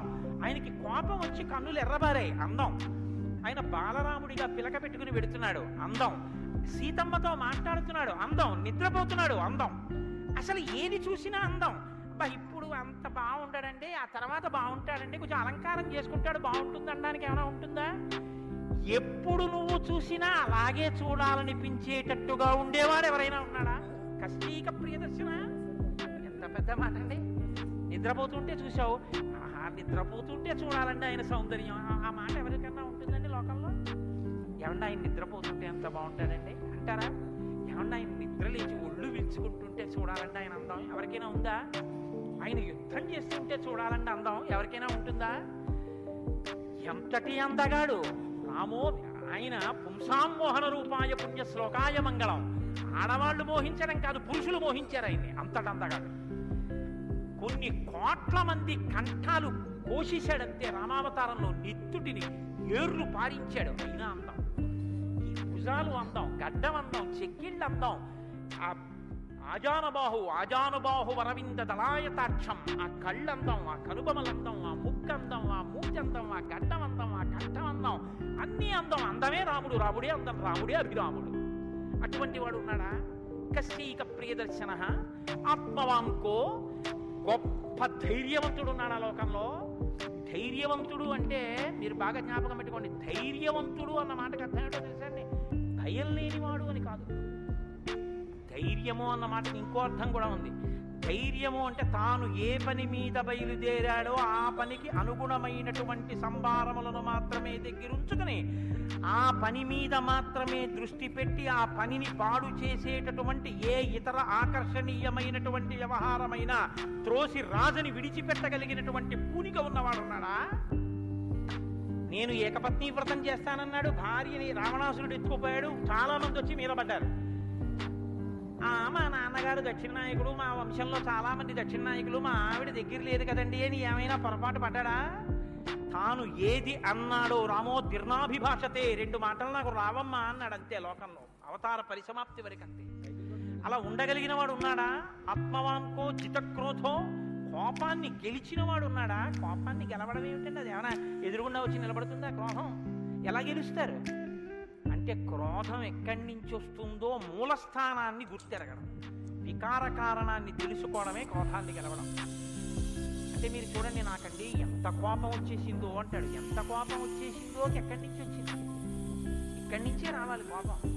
ఇక్కడి నుంచి రావడానికి అనువైన అవకాశం, వాతావరణం నువ్వు ఇస్తే రావడానికి సిద్ధంగా ఉంటుంది. మంట పుట్టడానికి సిద్ధంగా ఉన్నట్టు ఉంటుంది. నువ్వు అది పుడితే ఎంత వికారంగా ఉంటావో, నీ ముఖం ఎలా ఉంటుందో, ఎంత జేవురించుకుని ఉంటుందో, ఎలా అరుస్తావో, నీ చేతులు ఎలా ఉంటాయో ఓసారి ఆ టైంలో వీడియో తీసి చూసుకో ఎలా ఉంటుందో. అసహ్యం వేస్తుంది మన మీద. మనకి అదేంటంటే అలా ఉన్నాననిపిస్తుంది. ఇన్ని వికారములు ఇది వస్తే వస్తున్నాయని తెలుసుకుని అది రాకుండా తొక్కి పెట్టగలిగిన వాడు ఉన్నాడా? అలా ఉంటే జితక్రోధో, అలాంటి వాడు ఉన్నాడా లోకంలో? ఆత్మవాంకో జితక్రోధో ద్యుతిమాంకో, అపారమైనటువంటి కాంతి కలిగిన వాడు ఉన్నాడా? ద్యుతిమాంకో ననసూయక, అసూయని గెలిచిన వాడు ఉన్నాడా? తనకన్నా గొప్పవాడు కనపడితే ఆహాహా మహాత్ములు ఎంత గొప్ప పరిశ్రమ చేశారో, ఇంత గొప్పవాడు అయ్యాడని నమస్కారం చేసి తెలుసుకోవాలి. తనకన్నా తక్కువవాడు కనపడితే ఈశ్వరానుగ్రహంతో ఈయన వృద్ధిలోకి రావాలి. కిందవాడిని చూసి అహంకరించకూడదు, పైవాడిని చూసి అసూయపడకూడదు. ఈ 2 ఉన్నవాడు ఉన్నాడా? ద్యుతిమాంకో ననసూయక కస్య బిభ్యతి దేవాస్య జాత రోషస్య సంయుగే. కోపం లేని వాడికి కోపం ఎలా వస్తుంది మరి? అంటే కోపం తెచ్చిపెట్టుకున్నట్టు నటిస్తాడంతే. ఎందుకు నటించాలి? ఏదో పని చక్కబెట్టాలంటే కోపం వచ్చినట్టు ఒకసారి ఇలా అంటాడు. అనేటప్పటికి అమ్మ బాబు ఆయన కోపం వచ్చిందంటే హడిలిపోయి అందరూ జాగ్రత్తగా ఉంటారు. ఎవరికి కోపం వచ్చిందని అనిపిస్తే 33 కోట్ల మంది దేవతలు కూడా ఉనికిపోతారో అలా కోపాన్ని తెచ్చిపెట్టుకునేవాడే తప్ప అసలు కోపం రావడం అన్నది లేనివాడు లోకంలో ఉన్నాడా? అలాంటి వాడు ఎవడైనా ఉంటే ఎప్పుడో ఉన్నాడని చెప్పదు, ఇప్పుడు ఉన్నాడా? నేను చూడటానికి వీలుగా ఉన్నాడా? ఈ కాలంలో ఉన్నాడా? ఉంటే అటువంటి వాడి గురించి నాకు చెప్పు, నాకు వినాలనుంది. ఇప్పుడు వస్తోంది రామాయణం. ఇప్పుడు చెప్పాలి. నారదుడు ఎవరో తెలుసా? ఆయన రాముడే. ఆయన ఇల్లాలే నీ దగ్గరుంది, ఆయన బిడ్డలే నీ దగ్గర ఉన్నారు. వాల్మీకి మహర్షి ఆయనే అయోధ్యాధిపతి, ఆయనే రామచంద్ర ప్రభు అని చెప్తే వాల్మీకి పొంగిపోవాలి కదండి. రామాయణ ఆవిర్భావం జరుగుతోందన్నమాట. ఇవాళ రామాయణం పుడుతోంది. ఆ సన్నివేశంలో ఉన్నాం మనం. ఇప్పుడు ఈ మాటలు అడిగితే వాల్మీకి మహర్షి చాలా చమత్కారమైనటువంటి జవాబు ఒకటి చెప్పారు. ఆయన అన్నారు, బహవో దుర్లభాశ్చైవ ఏత్వయా కీర్తితా గుణాః మునే వక్షామ్యహం బుద్ధ్వా తైర్యుక్త శ్రూయతాన్నరః. చాలా క్లిష్టమైనటువంటి ప్రశ్న ఒకటి అడిగావు. సాధారణంగా లోకంలో మానవుల్లో నువ్వు అడిగినటువంటి 16 గుణములు ఒక వ్యక్తి యందు ప్రకాశించేటటువంటి వాడు ఉండడు. కాబట్టి ఇప్పుడు ఎవరై ఉండాలి? నరోత్తముడై ఉండాలి, సాక్షాత్ శ్రీ మహావిష్ణువై ఉండాలి. అటువంటి వాడే కాని నరుడిగానే ఉన్నాడు ఇప్పుడు. ఆయన విష్ణు అంటే ఆయనే అంగీకరించాడు. ఆయన నేను నరుణ్ణి అంటాడు, నేను దాశరథిని అంటాడు, నేను దశరథ మహారాజు కొడుకునయ్యా అంటాడు. నరుడిగా ఈ లోకంలో తిరుగుతున్నవాడు ఉన్నాడు. అటువంటి వాడి గురించి చెప్తాను, జాగ్రత్తగా వినన్నాడు. ఇది సంక్షేప రామాయణం. 100 శ్లోకాలతో ఇక్కడ ప్రతిరోజు సంక్షేప రామాయణం జరుగుతోంది అని అన్నారే. సంక్షేప రామాయణాన్ని పెద్దలు సంప్రదాయంలో ఏమని పిలుస్తారో తెలుసా అండి? మాలామంత్రము అని పిలుస్తారు. ఎందుకంటే శారదా తిలకము అని మంత్రాల గురించి చెప్పేటటువంటిది, బీజాక్షరాల గురించి చెప్పే విషయం ఒకటి ఉంది. అందులో 10 అక్షరాలు మంత్రంలో దాటిపోతే దాన్ని మాలామంత్రం అని పిలుస్తారు. 100 శ్లోకములతో ఉన్న సంక్షేప రామాయణం మాలామంత్రం. అందుకే సంక్షేప రామాయణాన్ని పారాయణ చేస్తే అది రక్షణ చేస్తుంది. మన్నాత్ త్రాయితే ఇది మంత్ర. దాన్ని మననం చేస్తే అది కాపాడుతుంది. సంక్షేప రామాయణం కూడా అలా కాపాడుతుంది. సద్గురువైనటువంటి నారద మహర్షి నోటిలోంచి పుట్టింది సంక్షేప రామాయణం. మహానుభావుడు నేను చెప్తున్నానయ్యా విను అని చెప్తున్నాడు. ఇక్ష్వాకు వంశ ప్రభవో రామో నామ జనైశ్రుత నియతాత్మా మహావీర్యో ద్యుతిమాన్ ధృతిమాన్ వసీ. ఇక్ష్వాకు వంశ ప్రభవో, ఇక్ష్వాకు వంశంలో పుట్టినవాడు ఉన్నాడయ్యా. మీరు ఈ మాట వినాలి. మొట్టమొదట ఎవరైనా రాముడు అని చెప్పలేదు. ఎవరని చెప్పాడు? ఇక్ష్వాకు వంశంలో పుట్టినవాడు ఉన్నాడు అన్నారు. ఒక వంశం తరించిపోతుంది, ఒక వంశం పేరు శాశ్వతత్వాన్ని పొందుతుంది. అది మొదట ఇక్ష్వాకు వంశం, తర్వాతది రఘువంశం. రఘువు పుట్టిన తర్వాత దాన్ని రఘువంశం అన్నారు. వంశం మారిపోలేదు, కానీ వంశం పేరు రఘువంశం అయిపోయింది. ఎలా అయిపోయింది అంటే రఘువు గొప్పతనం అటువంటిది, ఆయన పేరుతో వంశాన్ని పిలిచారు. ఆ వంశంలో పుట్టాడు రామచంద్రమూర్తి. అంత గొప్ప వంశంలో పుట్టాడయా. ఇప్పుడు వంశానికి గొప్పతనం ఎక్కడి నుంచి వచ్చింది? పుట్టి అలా ప్రవర్తించగలిగిన వాళ్ళ వల్ల వస్తోంది. ఇక్ష్వాకు వంశ ప్రభవో రామో నామ జనైశ్రుత. ఆయనని జనులందరూ రాముడు అని పిలుస్తూ ఉంటారు. రామో నామ జనైశ్రుత. ఎందుకని? రమయతీతి రామ, ఆయన అందరినీ ఆనందింపచేస్తాడు. రమంతే అస్మిన్ ఇతి రామ, ఆయన యందు యోగులు రమిస్తాడు. యోగులు రమించడం అంటే బాహ్యంలో తిరిగేటటువంటి మనస్సుని బుద్ధిని నిగ్రహించి వెనక్కి తిప్పి ఆత్మలోకి దింపి తాను ఒకటిగా నిలబడిపోయి పొందేటటువంటి ఆనందమేదో అది సాకారమును పొందితే రాముడు. కాబట్టి యోగులు రమించేటటువంటి స్వరూపమేదో దానికి రామ అని పేరు. కాబట్టి రామో నామ జనైశ్రుత నియతాత్మా మహావీర్యో ద్యుతిమాన్ ధృతిమాన్ వసీ. నువ్వు చెప్పినటువంటి గుణములన్నీ ఉన్నవాడు, దానితో పాటుగా వసీ ఇంద్రియములను నిగ్రహించినటువంటి వాడు. ఇంద్రియాల్ని నిగ్రహించడం అన్న మాట మీరు రామాయణంలో చాలా జాగ్రత్తగా గమనించి తెలుసుకోవలసింది. ఇంద్రియాల్ని నిగ్రహించడం అంటే ఏమిటో తెలుసా అండి? మనసు దేన్ని చూస్తే, దేన్ని వింటే కదిలిపోతుందో, ప్రశాంతంగా ఉన్నది అలజడిని పొందుతుందో దాన్ని చూడకుండా, దాన్ని వినకుండా బలవంతంగా నిగ్రహించడం ఎటువంటిదో తెలుసండి? ఒక త్రాచుపాము అలా వెళ్ళిపోతుంది, గభాలుగా పుట్టాడు, అయ్య బాబోయ్ త్రాచుపాము పెద్ద గెంతు గెంతాడు. అది అకస్మాత్తుగా ఏమైందంటే ఆ గెంతడంలో త్రాచుపాము యొక్క పడగ మీద 2 కాళ్ళు వేసి తొక్కాడు. ఇప్పుడు త్రాచుపాము తల పైకి ఎత్తలేకపోతుంది. ఇప్పుడు తను త్రాచుపాము నా కాళ్ళ కింద ఉంది, నన్ను ఏం చేస్తుంది అని ఉండగలడని మీరు అనుకుంటున్నారా? అతను గడగడ ఉడికిపోతూ చెమట్లు పట్టేస్తున్నాయి. ఎందుకంటే నేను త్రాచుపాము మీద ఉన్నాను, అది తోక కదుపుతోంది, తోకతో కాళ్ళు చుడుతోంది. ఈ కంగారులో ఏం చేస్తాడంటే త్రాచుపాము మీద తాను నిలబడి ఉండగా ఇక త్రాచుపాము తనను ఏం చెయ్యలేదన్న స్థితిలో ఉన్నా ఎప్పుడో ఒకప్పుడు త్రాచుపాము మీద కాలు తీసేస్తాడు. కంగారు పడిపోయి తీసేస్తాడు. ఎప్పుడో అప్పుడు కాలు తీయడం కోసమే పాము చూస్తుంటుంది, కాటు వేసేసి పుట్టలకి అది ఎక్కడికో అక్కడికి వెళ్ళిపోతుంది. రావణుడు చేసే తపస్సు రావణుని యొక్క ఇంద్రియ నిగ్రహం అనుకుంటుంది. బలవంతంగా అణిచి పెడతాడు. అవకాశం రాగానే అది ఒక్కసారి జడలు విప్పి ప్రళయతాండవం చేసి రావణుణ్ణి పడగొడుతుంది. మండోదరి చెప్పింది ఈ మాట, నా సొంతం కాదు. రాముడు అలా కాదు, విచారణ చేసి ఉంటాడు. అర్థమనర్థం భావయ నిత్యం అంటారు శంకరాచార్య వారు. నారీస్తన భరణాభీదేశం దృష్ట్యా మాగా మోహావేశం ఏతత్ మాంసమసాది వికారం మనసి విచింత్య వారం వారం అంటారు. మనసు దేని చేత కదిలిపోతుందో దాని యథార్థ స్వరూపాన్ని బాగా విచారణ చేస్తాడు. విచారణ చేసి ఈ పాటి దానికా నా ఒంట్లో ఉన్నటువంటి శక్తి అంతటినీ ఖర్చు చేసేస్తున్నాను అని మనసుని మరల్చే ప్రయత్నం చేసి ఆ వస్తువు తన కళ్ళ ముందు కనపడినా ఇంకా ఆయన మనసు చెక్కు చెదరదు, ఆ స్థితిని పొందుతాడు. ఇది శంకరాచార్యులు వారు నేర్పుతారు లోకానికి. గురువు చెప్పే మాట అంటే అలా ఉంటుంది. ఆయన ఎంత చమత్కారంగా అన్నారో చూడండి. నారీస్తన భరణాభీదేశం దృష్ట్యామోగా మోహావేశం. ఎందుకంత వెర్రెక్కిపోతున్నావు? యవ్వనం ఒంట్లో ఉండి ఓపికన్న కాలంలో నీ శరీరం కన్నా స్త్రీ శరీరంలో 2 వికారాలు ఉన్నాయి. శరీరపు ఊర్ధ్వభాగంలో 2 చోట్ల మాంసపు ముద్దలు పైకి పొటమరించాయి. శరీర అధోభాగంలో మాంసము కొంత లోపలికి వెళ్ళిపోయింది. ఈ 2 వికారాల కోసం నీ శరీరంలో ఉన్న సమస్త శక్తిని నశింపచేసుకున్నావు. ఇదా నీకు నరజన్మ ప్రయోజనం? మనసి విచింత్య వారం వారం, దీన్ని బాగా ఆలోచించు. మనసుని కంటితో చూడడం వల్ల కదపగలిగిన మనసుకి ఇప్పుడు ఆ వస్తువు కనపడినా ఇక మనసు కదలదు. ఇది ఇంద్రియ నిగ్రహం అంటే, ఇంద్రియాలని జయించడం అంటే ఇది రాముడు. అందుకే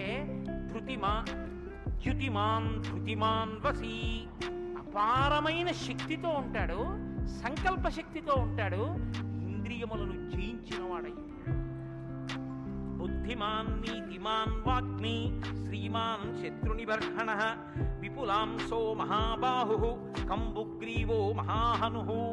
నిజంగా శ్రీరామాయణాన్ని ప్రతి శ్లోకం ప్రతి మాట వ్యాఖ్యానం చేసే 42 రోజులు ఏమిటండి? నేను రిటైర్ అయిపోయే వరకు చెప్పినా శ్రీరామాయణం అయ్యేదేం కాదు, కానీ ఏదో 42 రోజుల్లో పూర్తి చేశాను అనిపించుకోవడం అంతే. కాబట్టి బుద్ధిమాన్ నీతిమాన్ వాగ్మి, అన్ని విద్యలు తెలుసున్నవాడు, శ్రీమాన్ ఐశ్వర్యం ఉన్నవాడు, శత్రు నిబర్హణ శత్రువులను నిగ్రహించగలిగినవాడు, విపులాంసో ఎత్తైన మూపున్నవాడు, మహాబాహు బలిశిర బాహువులున్నవాడు, కంబుగ్రీవో శంఖం వంటి కంఠం ఉన్నవాడు, మహాహను చెక్కిళ్ల పైభాగం చాలా ఉన్నతంగా ఉన్నటువంటి వాడు. అటువంటి మహానుభావుడు ఈ లోకంలోనే ఉన్నాడు. ప్రజాపతి సమశ్రీమాం ధాతారి పురుషూదన రక్షితా జీవలోకస్య ధర్మస్య పరిరక్షిత రక్షితా స్వస్య ధర్మస్య స్వజనస్య చ రక్షిత వేదాంగతత్వజ్ఞో ధనుర్వేదే చ నిష్ఠితః. ఎంత గొప్పగా మాట్లాడారండి నారద మహర్షి. నిజంగా ప్రజాపతి సమశ్రీమాన్, ఈ ప్రపంచాన్నంతటినీ పోషించగలిగినటువంటి వాడు సాక్షాత్ శ్రీ మహావిష్ణువు. ధాతారి పురుషూదన, శత్రువులను నిగ్రహించగలిగిన వాడు. రక్షితా జీవలోకస్య, ఈ లోకాలన్నింటినీ రక్షించగలిగిన వాడు. ధర్మస్య పరిరక్షిత, ధర్మాన్ని రక్షించేటటువంటి వాడు. ధర్మాన్ని రక్షిస్తాడు కాబట్టి అధర్మాన్ని నిగ్రహిస్తాడు కూడా. ధర్మస్య పరిరక్షిత రక్షిత స్వస్య ధర్మస్య, తన ధర్మాన్ని తాను రక్షించుకుంటాడు. రక్షిత స్వస్య ధర్మస్య స్వజనస్య చ రక్షిత, అందరినీ రక్షిస్తే మరి స్వజనులు ఎవరు అంటే ఆయననే నమ్ముకుని ఉన్న వాళ్ళెవరో ఆ వారి రక్షణ యందు మరింత అప్రమత్తంగా ఉండేటటువంటి స్వరూపం ఉన్నటువంటి వాడు. అటువంటి వాడు సచ సర్వగుణోపేత కౌసల్యానందవర్ధన సముద్ర ఇవ గాంభీర్యే ధైర్యేణ హిమవానివా.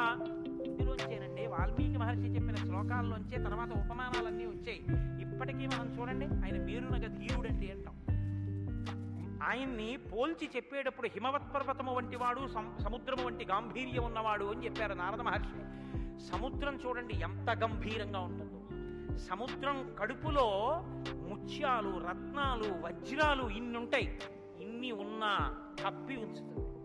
సముద్రంలో బడబాగ్ని ఉంటుంది, కానీ తాను మాత్రం చల్లగా ఉంటుంది.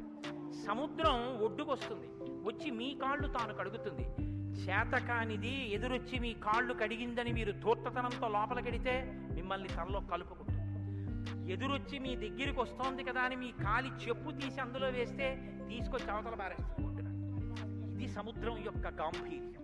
తాను ఉప్పు కయ్యగా ఉంటుంది, పర్వదిన స్నానానికి పనికొస్తుంది. ఇన్నిటిని కప్పిపుచ్చి నిలబడగలిగినటువంటి స్వరూపం సముద్రం. కడుపులో బడబాగ్ని ఉన్న, సీతాపహరణమే జరిగిన, తండ్రే మరణించిన, రాజ్యమే పోయిన, అరణ్యంలో తిరిగిన, జుట్టు తీసేసిన, జిల్లేడు పాలు పోసుకుని ఆఖరికి ఆ జటలు కట్టుకున్న, నారచీర కట్టుకున్న, పాదాలకి చెప్పులే లేకపోయినా, అగ్నిహోత్రాన్ని చంకన తగిలించుకున్న, అడవిలో మృగాన్ని బాణం పెట్టి కొట్టి చర్మం ఒలిచి మాంసం తీసి తెచ్చి సీతమ్మ వండితే తప్ప తినలేని స్థితిలో రాజారాముడైనటువంటి వాడు బ్రతకవలసి వచ్చిన తెల్లవారుజామున 4 గంటల సమయంలో దాహమేస్తున్న ఏనుగు నదిలో తొండం పెట్టి నీళ్లు తాగడానికి కూడా భయపడినంత చలికాలంలో కూడా వెళ్ళి స్నానం చెయ్యగలిగిన మొనగాడు. ఇన్ని కష్టాలు కడుపులో పెట్టుకుని కూడా పైకి చెక్కు చెదరకుండా ఉండగలిగినటువంటి గంభీరమూర్తి ఆయన యా రాముడంటే అన్నాడు నారదుడు. కాబట్టి సముద్ర ఇవ గాంభీర్యే ధైర్యేణ హిమవానివా, ధైర్యంలో హిమవత్ పర్వతం వంటివాడు. పర్వతాన్ని చూడండి, వర్షధారల చేత కొట్టబడుతుంది, పిడుగులు పడిపోతాయి. ఆ పర్వతం మీదే చెట్లు పెరుగుతాయి, ఆ పర్వతం మీదే సింహాలు తిరుగుతాయి, పులులు తిరుగుతాయి. ఆ సముద్రానికి కన్నాలు పెట్టి పావులు పడుకుంటాయి. చిట్టెలుకలు కన్నాలు చేసి పర్వత పాదాల మీద తిరుగుతుంటాయి. ఎలుక కన్నం పెట్టి తనలో దూరిందని బెంగపెట్టుకోదు, ఒక ధూర్తుడు కాళ్లతో పైకెక్కాడని బెంగపెట్టుకోదు, వర్షధారలు కొట్టాయని కదలదు, పిడుగులు పడ్డాయని చెక్కు చెదరదు, పులులు సింహాలు తిరుగుతున్నాయని బెంగ పెట్టుకోదు, మహాత్ములు తన మీద నడుస్తున్నారని పొంగిపోదు, తన మీద ఈశ్వరుడి దేవాలయం కట్టారని పరవశించిపోదు, తాను అలాగే నిలబడి ఉంటుంది. చెక్కు చెదరక నిలబడగలిగినటువంటి పర్వతం ఎటువంటిదో రాముడు అటువంటి వాడు. ఇది నారదుడు ఒక నరుడిగా ఆయనకున్న లక్షణాలు చెప్తున్నాడు. ఇవి నీవు సంతరించుకో, కొన్నైనా ప్రతిదానికి విచలితుడమైపోవడం కాదు, ప్రతి చిన్నదానికి కదిలిపోవడం కాదు, ధైర్యంగా నిలబడగలగాలి. నాకు కాకపోతే ఎవరికి వస్తాయి కష్ట సుఖాలు అనేటటువంటివి చేసుకున్న కర్మను అనుసరించి అని నిలబడగలిగినటువంటి స్థితి రామాయణం ఇస్తుంది.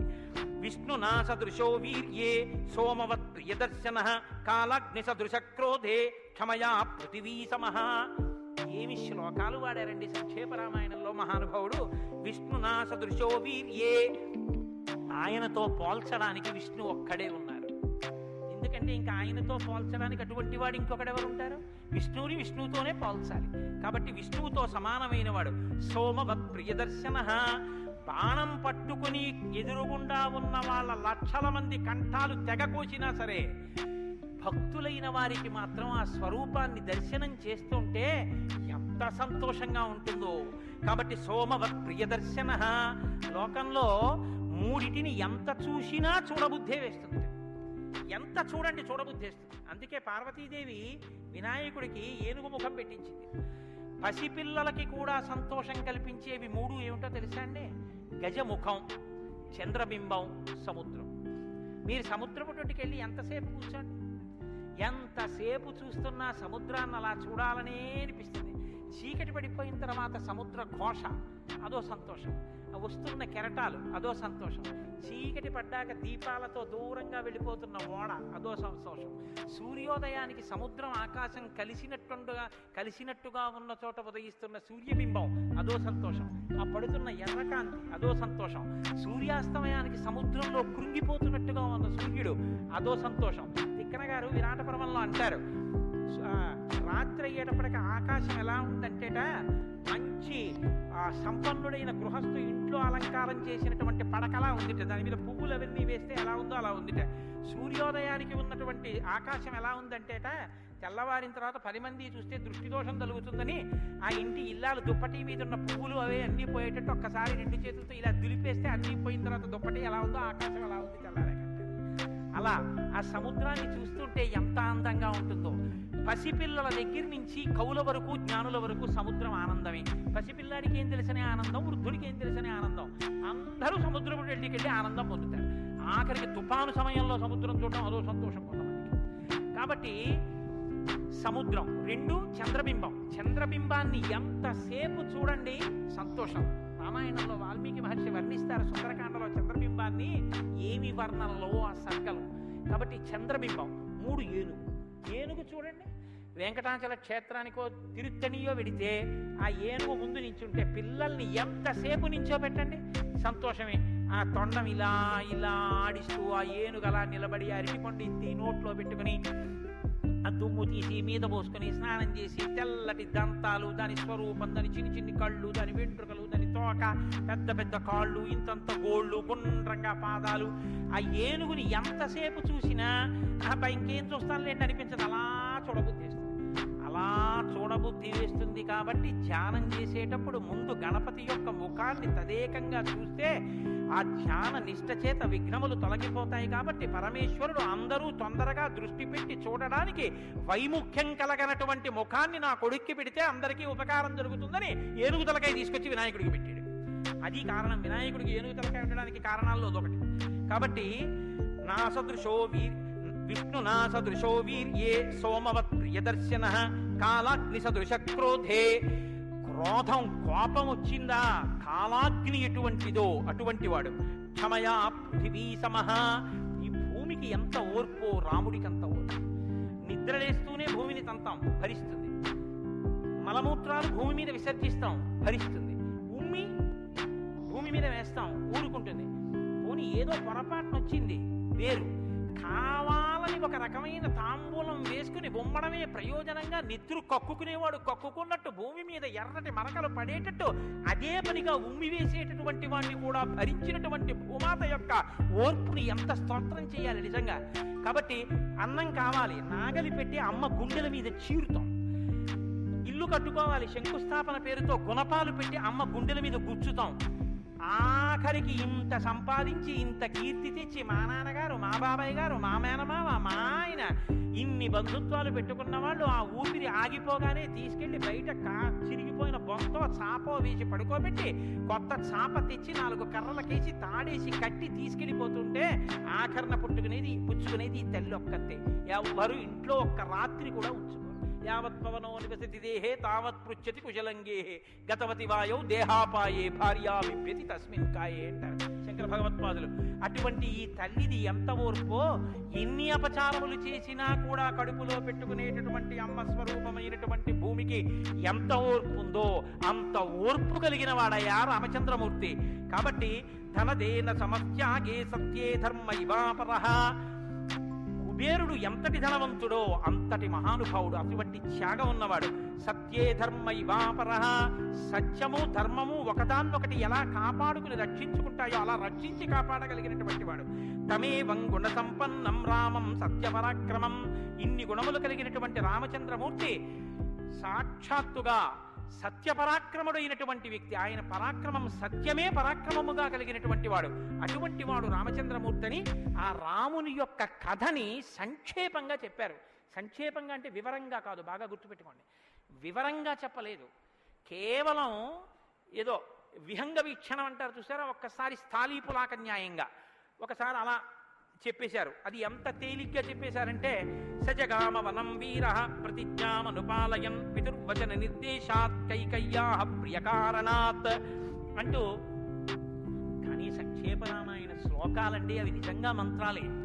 దశరథ మహారాజు గారు లేక లేక లేక లేక సంతానం కలగలేదని బెంగపెట్టుకుని అశ్వమేధయాగం చేసి తత్పాపాన్ని పోగొట్టుకుని పుత్రకామేష్టి చేస్తే యజ్ఞపురుషుడు ఆవిర్భవించి ప్రసాదాన్నిస్తే ఆ పాయసాన్ని అనురూపలైనటువంటి తన భార్యలు స్వీకరిస్తే పెద్ద భార్య అయినటువంటి కౌసల్యాదేవి యొక్క గర్భాన్ని జనించినటువంటి సాక్షాత్తు విష్ణుస్వరూపుడైన ధర్మాత్ముడైన రామచంద్రమూర్తి పినతల్లి అయిన కైకమ్మ 14 సంవత్సరములు అరణ్యవాసం చేసి రాజ్యాభిషేకాన్ని విడిచిపెట్టుకోవాలి రామచంద్రమూర్తిని 2 వరములు రాత్రికి రాత్రి దశరథ మహారాజు గారిని అడ్డుపెట్టి నిగ్రహిస్తే తండ్రిని సత్యవాక్యమునందు నిలబెట్టడం కోసమని రామచంద్రమూర్తి రాజ్యాన్ని పరిత్యజించి నారవస్త్రాలు కట్టుకుని చెప్పులు కూడా విడిచిపెట్టి మహానుభావుడు అరణ్యానికి బయలుదేరి వెళ్ళిపోతున్నారు. ఆ వెళ్ళిపోతున్నటువంటి సమయంలో రామస్య దయితా భార్య నిత్యం ప్రాణ సమాహిత జనకస్య కులే జాతా దేవమాయేవ నిర్మిత సర్వలక్షణ సంపన్నా నారీణాం ఉత్తమావధూ సీతాప్యనుగత రామం శిశినం రోహిణీ యథా.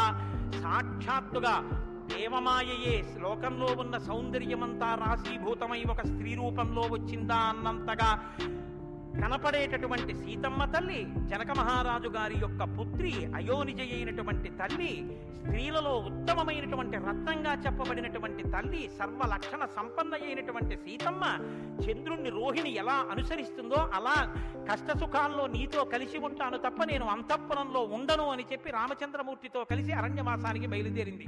సోదరుడైనటువంటి లక్ష్మణుడు కూడా రామచంద్రమూర్తితో బయలుదేరాడు. ముగ్గురు అరణ్యవాసం చేస్తున్నటువంటి సమయంలో చిత్రకూట పర్వతం మీద ఉండగా తనకి రాజ్యం కావాలని భరతుడు కోరకపోయినా తల్లి వరం చేత రాజ్యాన్ని పొందడానికి అర్హుడైన భరతుడు మేనమామ గారి ఇంటి నుంచి తిరిగి వచ్చేసరికి దశరథ మహారాజు గారు ప్రాణాలు విడిచిపెడితే నాకు ఈ రాజ్యం వద్దని భరతుడు శత్రుఘ్నుడితో వశిష్ఠుడితో తల్లులతో కలిసి చిత్రకూట పర్వతం దగ్గరికి వెళ్ళి అన్నా రామా నాకొద్దు, ఈ రాజ్యం నువ్వే తీసేసుకోమని ఎంత నిగ్రహించినా ధర్మాత్ముడు సత్యవాక్య పరిపాలకుడైనటువంటి రామచంద్రమూర్తి నా తండ్రిని సత్యంలో నిలబెట్టడం కోసం నేను ఈ వనవాసానికి వచ్చాను తప్ప నాకు ఈ రాజ్యం అక్కర్లేదని స్వీకరించడం మానేసి తన పాదుకలను తీసుకెళ్లి భరతుడికి ఇస్తే భరతుడు పాదుకలను పట్టుకుని నందిగ్రామానికి వచ్చి సింహాసనం మీద పెట్టి రాజ్యం చేస్తుంటే మహానుభావుడు చిత్రకూట పర్వతం మీదే ఉన్నట్టయితే వచ్చినటువంటి తల్లులు సోదరులైనటువంటి భరత శత్రుఘ్నులు జ్ఞాపకానికి వస్తారని చిత్రకూటాన్ని విడిచిపెట్టి దండకారణ్యంలో ప్రవేశించి ఉన్నటువంటి సమయంలో అక్కడ ఉన్నటువంటి రాక్షసులలో ఒకటి అయినటువంటి శూర్పణఖ వచ్చి రామచంద్రమూర్తి యొక్క తమ్ముడైన లక్ష్మణుడు లేదా సంక్షేప రామాయణం ప్రకారం రాముడిట లక్ష్మణుడు చేసిన పని రాముడు చేసినట్టే,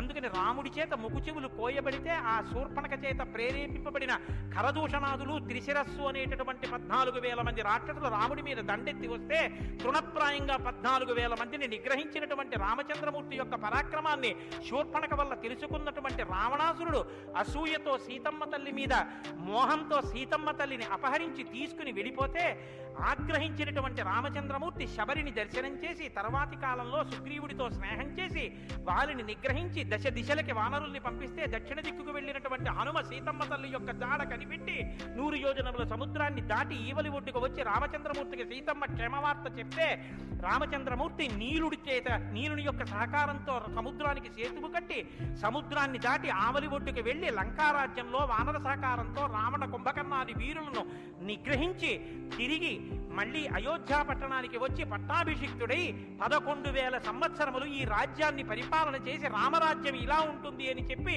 లోకానికి చాటి చెప్పిన వాడయ్యా రామచంద్రమూర్తి అంటేనే సంక్షేప రామాయణాన్ని కథారూపంగా శ్లోకరూపంగా నారద మహర్షి వాల్మీకి మహర్షిగా ఉపదేశం చేశారు.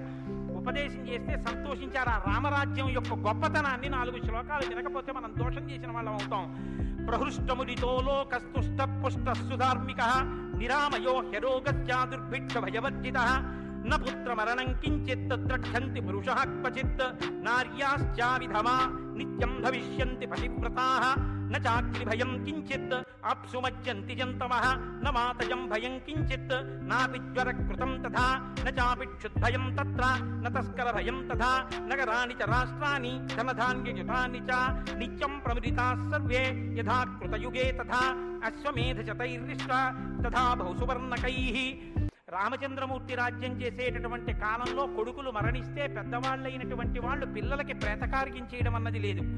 స్త్రీలు విధవలై భర్త మరణిస్తే జీవించవలసినటువంటి దౌర్భాగ్యం లేదు. అందరూ పసుపు కుంకాలతో భర్త చేతుల మీద వెళ్ళిపోయేవారు. ఎక్కడ అగ్నిభయం ఉండేది కాదు. జంతువులు నీళ్లలో మునిగి మరణించడం అనేటటువంటిది ఉండేది కాదు.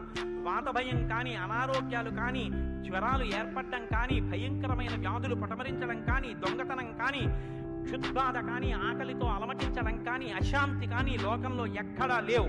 అశ్వమేధాది యాగములను చేసి ఎంతో మంది బ్రాహ్మణులకి బంగారాన్ని దానం చేశాడు. గవాం కోట్యయుతం దత్వా బ్రహ్మలోకం ప్రయాస్యతి అసంఖ్యేయం ధనం దత్వా బ్రాహ్మణేభ్యో మహాయశాః. కొన్ని కోట్ల గోవులు దానం చేశాడు. కొన్ని కోట్ల బంగారు నాణెములు దానం చేశాడు. 10 వర్ష సహస్రాణి 10 వర్ష శతాని చ రామో రాజ్యముపాసిత్వా బ్రహ్మలోకం గమిష్యతి. రామో రాజ్యముపాసిత్వ, రాజ్యాన్ని ఉపాసన చేశాడు మహానుభావుడు. అంత గొప్ప పరిపాలన చేసి 11,000 సంవత్సరముల పరిపాలన తర్వాత బ్రహ్మలోకాన్ని చేరుకున్నాడు. ఇదం పవిత్రం పాపఘ్నం పుణ్యం వేదైశ్చ సంహితం. ఈ రామాయణ కథ ఉన్నదే, ఈ రామాయణ కథ పాపములన్నిటినీ పోగొడుతుంది. ఇది వేదములతో సమానమైనది. ఎప్పటే రామచరితం సర్వ పాపై ప్రముచ్యతే. ఎవరు ఈ రామ కథని వింటున్నారో వాళ్ళకి సర్వ పాపములు తొలగిపోతాయి. సత్యం సత్యం పునఃసత్యం, ఇందులో అనుమానమేమీ లేదు. ఏతదాఖ్యానమాజుష్యం పఠన్ రామాయణం నరః. ఎవరు ఈ రామాయణాన్ని చదువుకుంటున్నారో వింటున్నారో వాళ్ళకి ఆయుష్యం నిలబడుతుంది, అపమృత్యు దోషం తొలగిపోతుంది.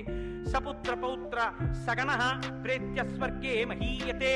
పుత్రుల్ని, కొడుకుల్ని, మనవల్ని చూసిన తర్వాత 3 తరాలు చూసిన తర్వాత సంతోషంతో సుఖశాంతులతో ఇహమనందు జీవించి ఆఖరణ తేలికగా శరీరం నుంచి ప్రాణం విడిపోయి జీవుడు సంతోషంగా భగవన్నామం చెప్తూ స్వర్గలోకాన్ని చేరుకుంటాడు.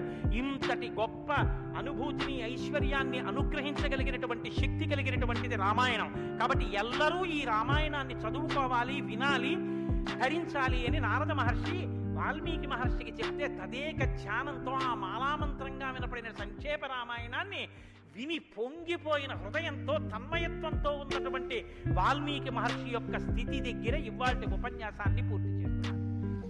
రేపటి రోజున అసలు ఎలా ఆవిర్భవించిందో, తన్మయత్వంలో ఉన్న వాల్మీకి మహర్షి ఎలా బయలుదేరారో, రామాయణం ఎలా వచ్చిందో, ఏం జరిగిందో ఆ విషయాన్ని మీకు మనవి చేసి రామాయణ కథా ప్రారంభం చేసే అనుగ్రహాన్ని రామచంద్ర ప్రభు నాకు కృప చేయుగాక.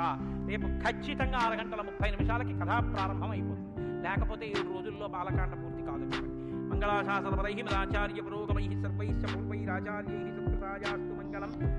మంగళం కోసలేంద్రాయ మహనీయ గుణాత్మనే చక్రవర్తి తనూజాయ సర్వభౌమాయ మంగళం. ఉమాకాంతాయ కాంతాయ కామితార్థప్రదాయినే శ్రీగిరీశాయ దేవాయ మలినాథాయ మంగళం. కరచరణకృతం వా కర్మవాక్కాయజం వా శ్రవణనైనజం వా మానసం వా పరాధం విహితమవిహితం వా సర్వమేత్తక్షమస్వా శివ శివ కరుణాబ్ధే శ్రీ మహాదేవ సర్వం శ్రీ ఉమామహేశ్వర పరబ్రహ్మార్పణం. అయ్యా దయచేసి అందరూ ఒక్క నిమిషం కూర్చోండి. కలియుగంలో అత్యంత పవిత్రమైంది అని కదా నేను మీతో మనవి చేశాను రామనామం గురించి. శ్రీరామాయణం వినడం ఒక మహద్భాగ్యం. నన్ను నమ్మండి, నేను చెప్తున్నానని నేను చెప్పట్లేదు. జీవితంలో రామాయణం వినడం అనేటటువంటిది కొన్ని కోట్ల కోట్ల కోట్ల జన్మల తర్వాత లభించేటటువంటి అదృష్టం. అందున సంపూర్ణ రామాయణం బాలకాండ నుంచి పట్టాభిషేకం వరకు ఏకబిగిన మండల కాలం రామాయణం వినడం అనేటటువంటిది సంభవం అయ్యేటటువంటి విషయం కాదు. అది కేవలం పూర్వపుణ్యం రామానుగ్రహం ఉంటేనే సాధ్యమయ్యేటటువంటి విషయం. అటువంటి రామ కథ విన్న తరువాత మనం కేవలం లేచి వెళ్ళిపోవడం వల్ల ప్రయోజనం కన్నా రామనామాన్ని చెప్పి వెడితే చాలా బాగుంటుంది. రామనామం కేవలం రామ అనడం కన్నా పెద్దలు మనకు ఒక మార్గాన్ని ఇచ్చారు. రామ రామ రామ అని 3 మాటలంటే ఆ రోజున వాళ్ళు విష్ణు సహస్రం చెప్పిన ఫలితం. అది ఇంట్లో అంటేనే అంత ఫలితం ఇస్తే ఒక దేవాలయ ప్రాంగణంలో, అది జగద్గురు పీఠ ప్రాంగణంలో ఎంత శక్తివంతం ఆలోచించండి. అందుకే రామ రామ రామ 1000 ఎలా అవుతుందని మీకు అనుమానం ఉండొచ్చు. అక్షరాల్ని అంకెల్లోకి మార్చే సంప్రదాయం ఉంది. 2 మా 5 రామ రామ రామ అంటే 2 5 2 × 5 × 2 × 5 × 2 × 5 2 5 10 10 2 20 25 100 100 200 205 1000 సహస్రనామ తత్తుల్యం రామనామ వరాననే. కాబట్టి శ్రీరామ రామ రామ అంటే విష్ణు సహస్రం చెప్పి వెళ్ళిపోయాడు. కాబట్టి నేను మకుటం అంటూ ఉంటాను. మకుటం మీరందరూ కానీ నేను దానికి వివరణం ఒకటి అంటూ ఉంటాను. మీరు మీ అందరూ కూడా చక్కగాను రామనామము రామనామము రమ్యమైనది రామనామము అని మీరంటారు. ఉండండి, మీ త్వర చాలా గొప్పది. అలా అంటే రామనామము రామనామము రమ్యమైనది రామనామము అలా అన్నప్పుడు 3 మాటలు రామ రామ రామ అంటారు. మీరు ఎన్ని మాటలు అన్నారో అన్ని మాటలు విష్ణు సహస్రం.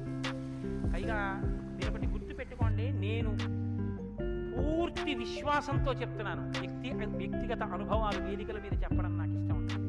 శ్రీరామాయణం జరగడానికి అందరికన్నా ముందే స్వామి హనుమ వస్తారు. అందుకే రామాయణం చెప్పేటప్పుడు హనుమ కోసం ఒక ఆసనం వేస్తారు. ప్రచ్ఛన్న రూపంలో వచ్చి కూర్చుంటారు. ఆ ఆసనం రామచంద్రమూర్తి పాదాల దగ్గర ఖాళీగా ఉంచిన ఆసనం ఎవరికంటే హనుమ కొరకు. దాని మీద వారు కూర్చుంటారు. అందుకే పుష్పాలంకారంతో శోభింపచేస్తారు. ఆయనకి ఆ పూలహారం వేశారు. రామనామం చెప్తుంటే ఆయన ఇలా చూస్తూ ఎవరా రామనామం చెప్తున్నారో పొంగిపోతారు. రాముడు హనుమ ప్రీతి పొందేస్తారు. ఎంత అసలు సీతమ్మ పరవశించిపోతుంది. నేను మీకు ఇప్పుడే చెప్పాను, వాక్కు ఉన్నది ఒక్క మనుష్య జన్మకి. అది మన భాగ్య విశేషం చెప్పగలగడం. రోజు అలాని మీతో నేనేం గంట సేపు చెప్పించాను. ఒక్క 11 పర్యాయాలు అందులో నాకు ఏది అనిపించాలనిపిస్తే అవి అనిపిస్తుంటాను. నేను వివరణతో కూడిన మాట అంటాను, మీరు రామనామము రామనామము రమ్యమైనది రామనామము. నేను గొప్పకి చెప్పట్లేదు, మీతో మాట మనవి చేస్తా. నేను అయ్యప్ప స్వామి దేవాలయంలో సంపూర్ణ రామాయణ ప్రవచనం చేసిన రోజుల్లో ఇది అనిపించేవాడు. రామాయణం అయిపోయిన తర్వాత రామాయణం సీడీలు ప్రపంచవ్యాప్తంగా అన్ని దేశాలకి వెళ్ళాయి. అయితే అమెరికా నుంచి నాకు ఫోన్లు వచ్చాయి, గురుగారు ఒక్కసారి వినండి అని. వాళ్ళు ప్రతిరోజు రామాయణం వినేటప్పుడు ఖాళీ కుర్చీ వేసి టేప్ రికార్డర్ పెట్టి 6:25 అవుతుంటే కోటేశ్వరరావు ఉపన్యాసానికి వస్తున్నారని భావన చేసుకుని వాళ్ళు టేప్ రికార్డర్ ఆన్ చేసి ఉపన్యాసం వినేసి నేను చెప్తుంటే వాళ్ళు రామనామం చెప్తూ అమెరికాలో వాళ్ళందరూ కలిసి పట్టాభిషేకానికి ఊరేగింపుగా ఉపన్యాసంలో ఎలా చెప్పానో అలా వెళ్ళి పట్టాభిషేకం చేస్తూ వాళ్ళు ఫోన్లో నాకు వినిపించారు. ఎందుకని అంటే నేను సముద్రం దాటి రాను అన్నాను. అందుకని నేను వెళ్ళలేదు పాపం చూడడానికి. కానీ ప్రపంచంలో ఎన్ని దేశాలలోనో అలా చెప్పుకుని ఎన్ని కోట్ల రామనామం జరిగిందో, ఎన్ని చోట్ల పట్టాభిషేకాలు జరిగాయి. మళ్ళీ ఆనాడు సంపూర్ణ రామాయణం చెప్పాడు రామచంద్రుడు, చెప్పించాడు రామచంద్ర ప్రభు. ఈనాడు మళ్ళీ గుంటూరు శారదాపీఠంలో చెప్పగలుగుతున్నాం. కాబట్టి మీ అందరూ కూడా చక్కగా భక్తి శ్రద్ధలతో చెప్పండి. ఒక సంప్రదాయానికి దీన్ని ఆవిష్కరిస్తున్నాం.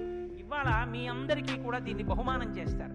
మీ అందరూ కూడా చక్కగా ప్రతిరోజు దీన్ని తీసుకొచ్చి రోజు ఇందులోంచి నామాలు చదువుకోవచ్చు. మీ ఇంటి దగ్గర కూడా చదువుకోవచ్చు. ఇవాళ మాత్రం నేను చెప్పింది మకుటం చెప్పండి. 108 నామాల్లో సంపూర్ణ రామాయణం నామరామాయణం అని ఇది కూడా మీకు బహుమానం చేస్తున్నారు. ఇది కూడా మీరు చదువుకోవచ్చు. శ్రీరామనామము రామనామము రమ్యమైనది రామనామము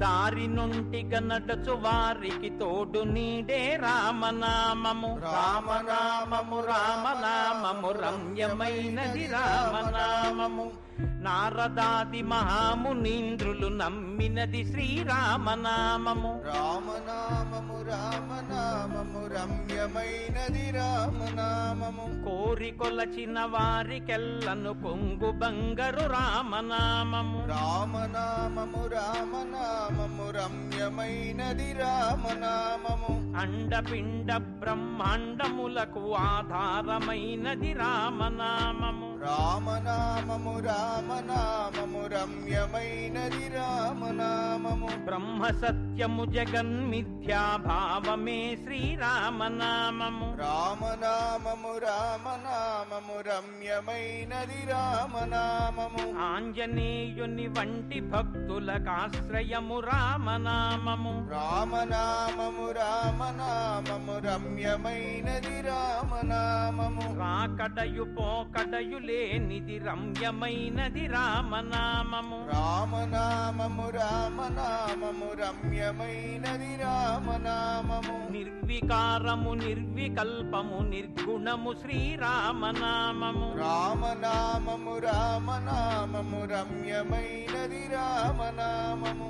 జీవితంబున నిత్య జపముగ చేయవలె శ్రీరామనామము. రామనామము రామనామము రమ్యమైనది రామనామము. నిజ స్వరూపము బోధకంబగు తారకము శ్రీరామనామము. రామనామము రామనామము రమ్యమైనది రామనామము. వేదవాక్య ప్రమాణములచే అలరుచున్నది శ్రీరామనామము. రామనామము రామనామము రమ్యమైనది రామనామము. తల్లి వలె రక్షించు సుజనుల నెల్ల కాలము రామనామము. రామనామము రామనామము రమ్యమైనది రామనామము. మంగళంబగు భక్తితో పాడిన శుభకరంబగు శ్రీరామనామము. రామనామము రామనామము రమ్యమైనది రామనామము.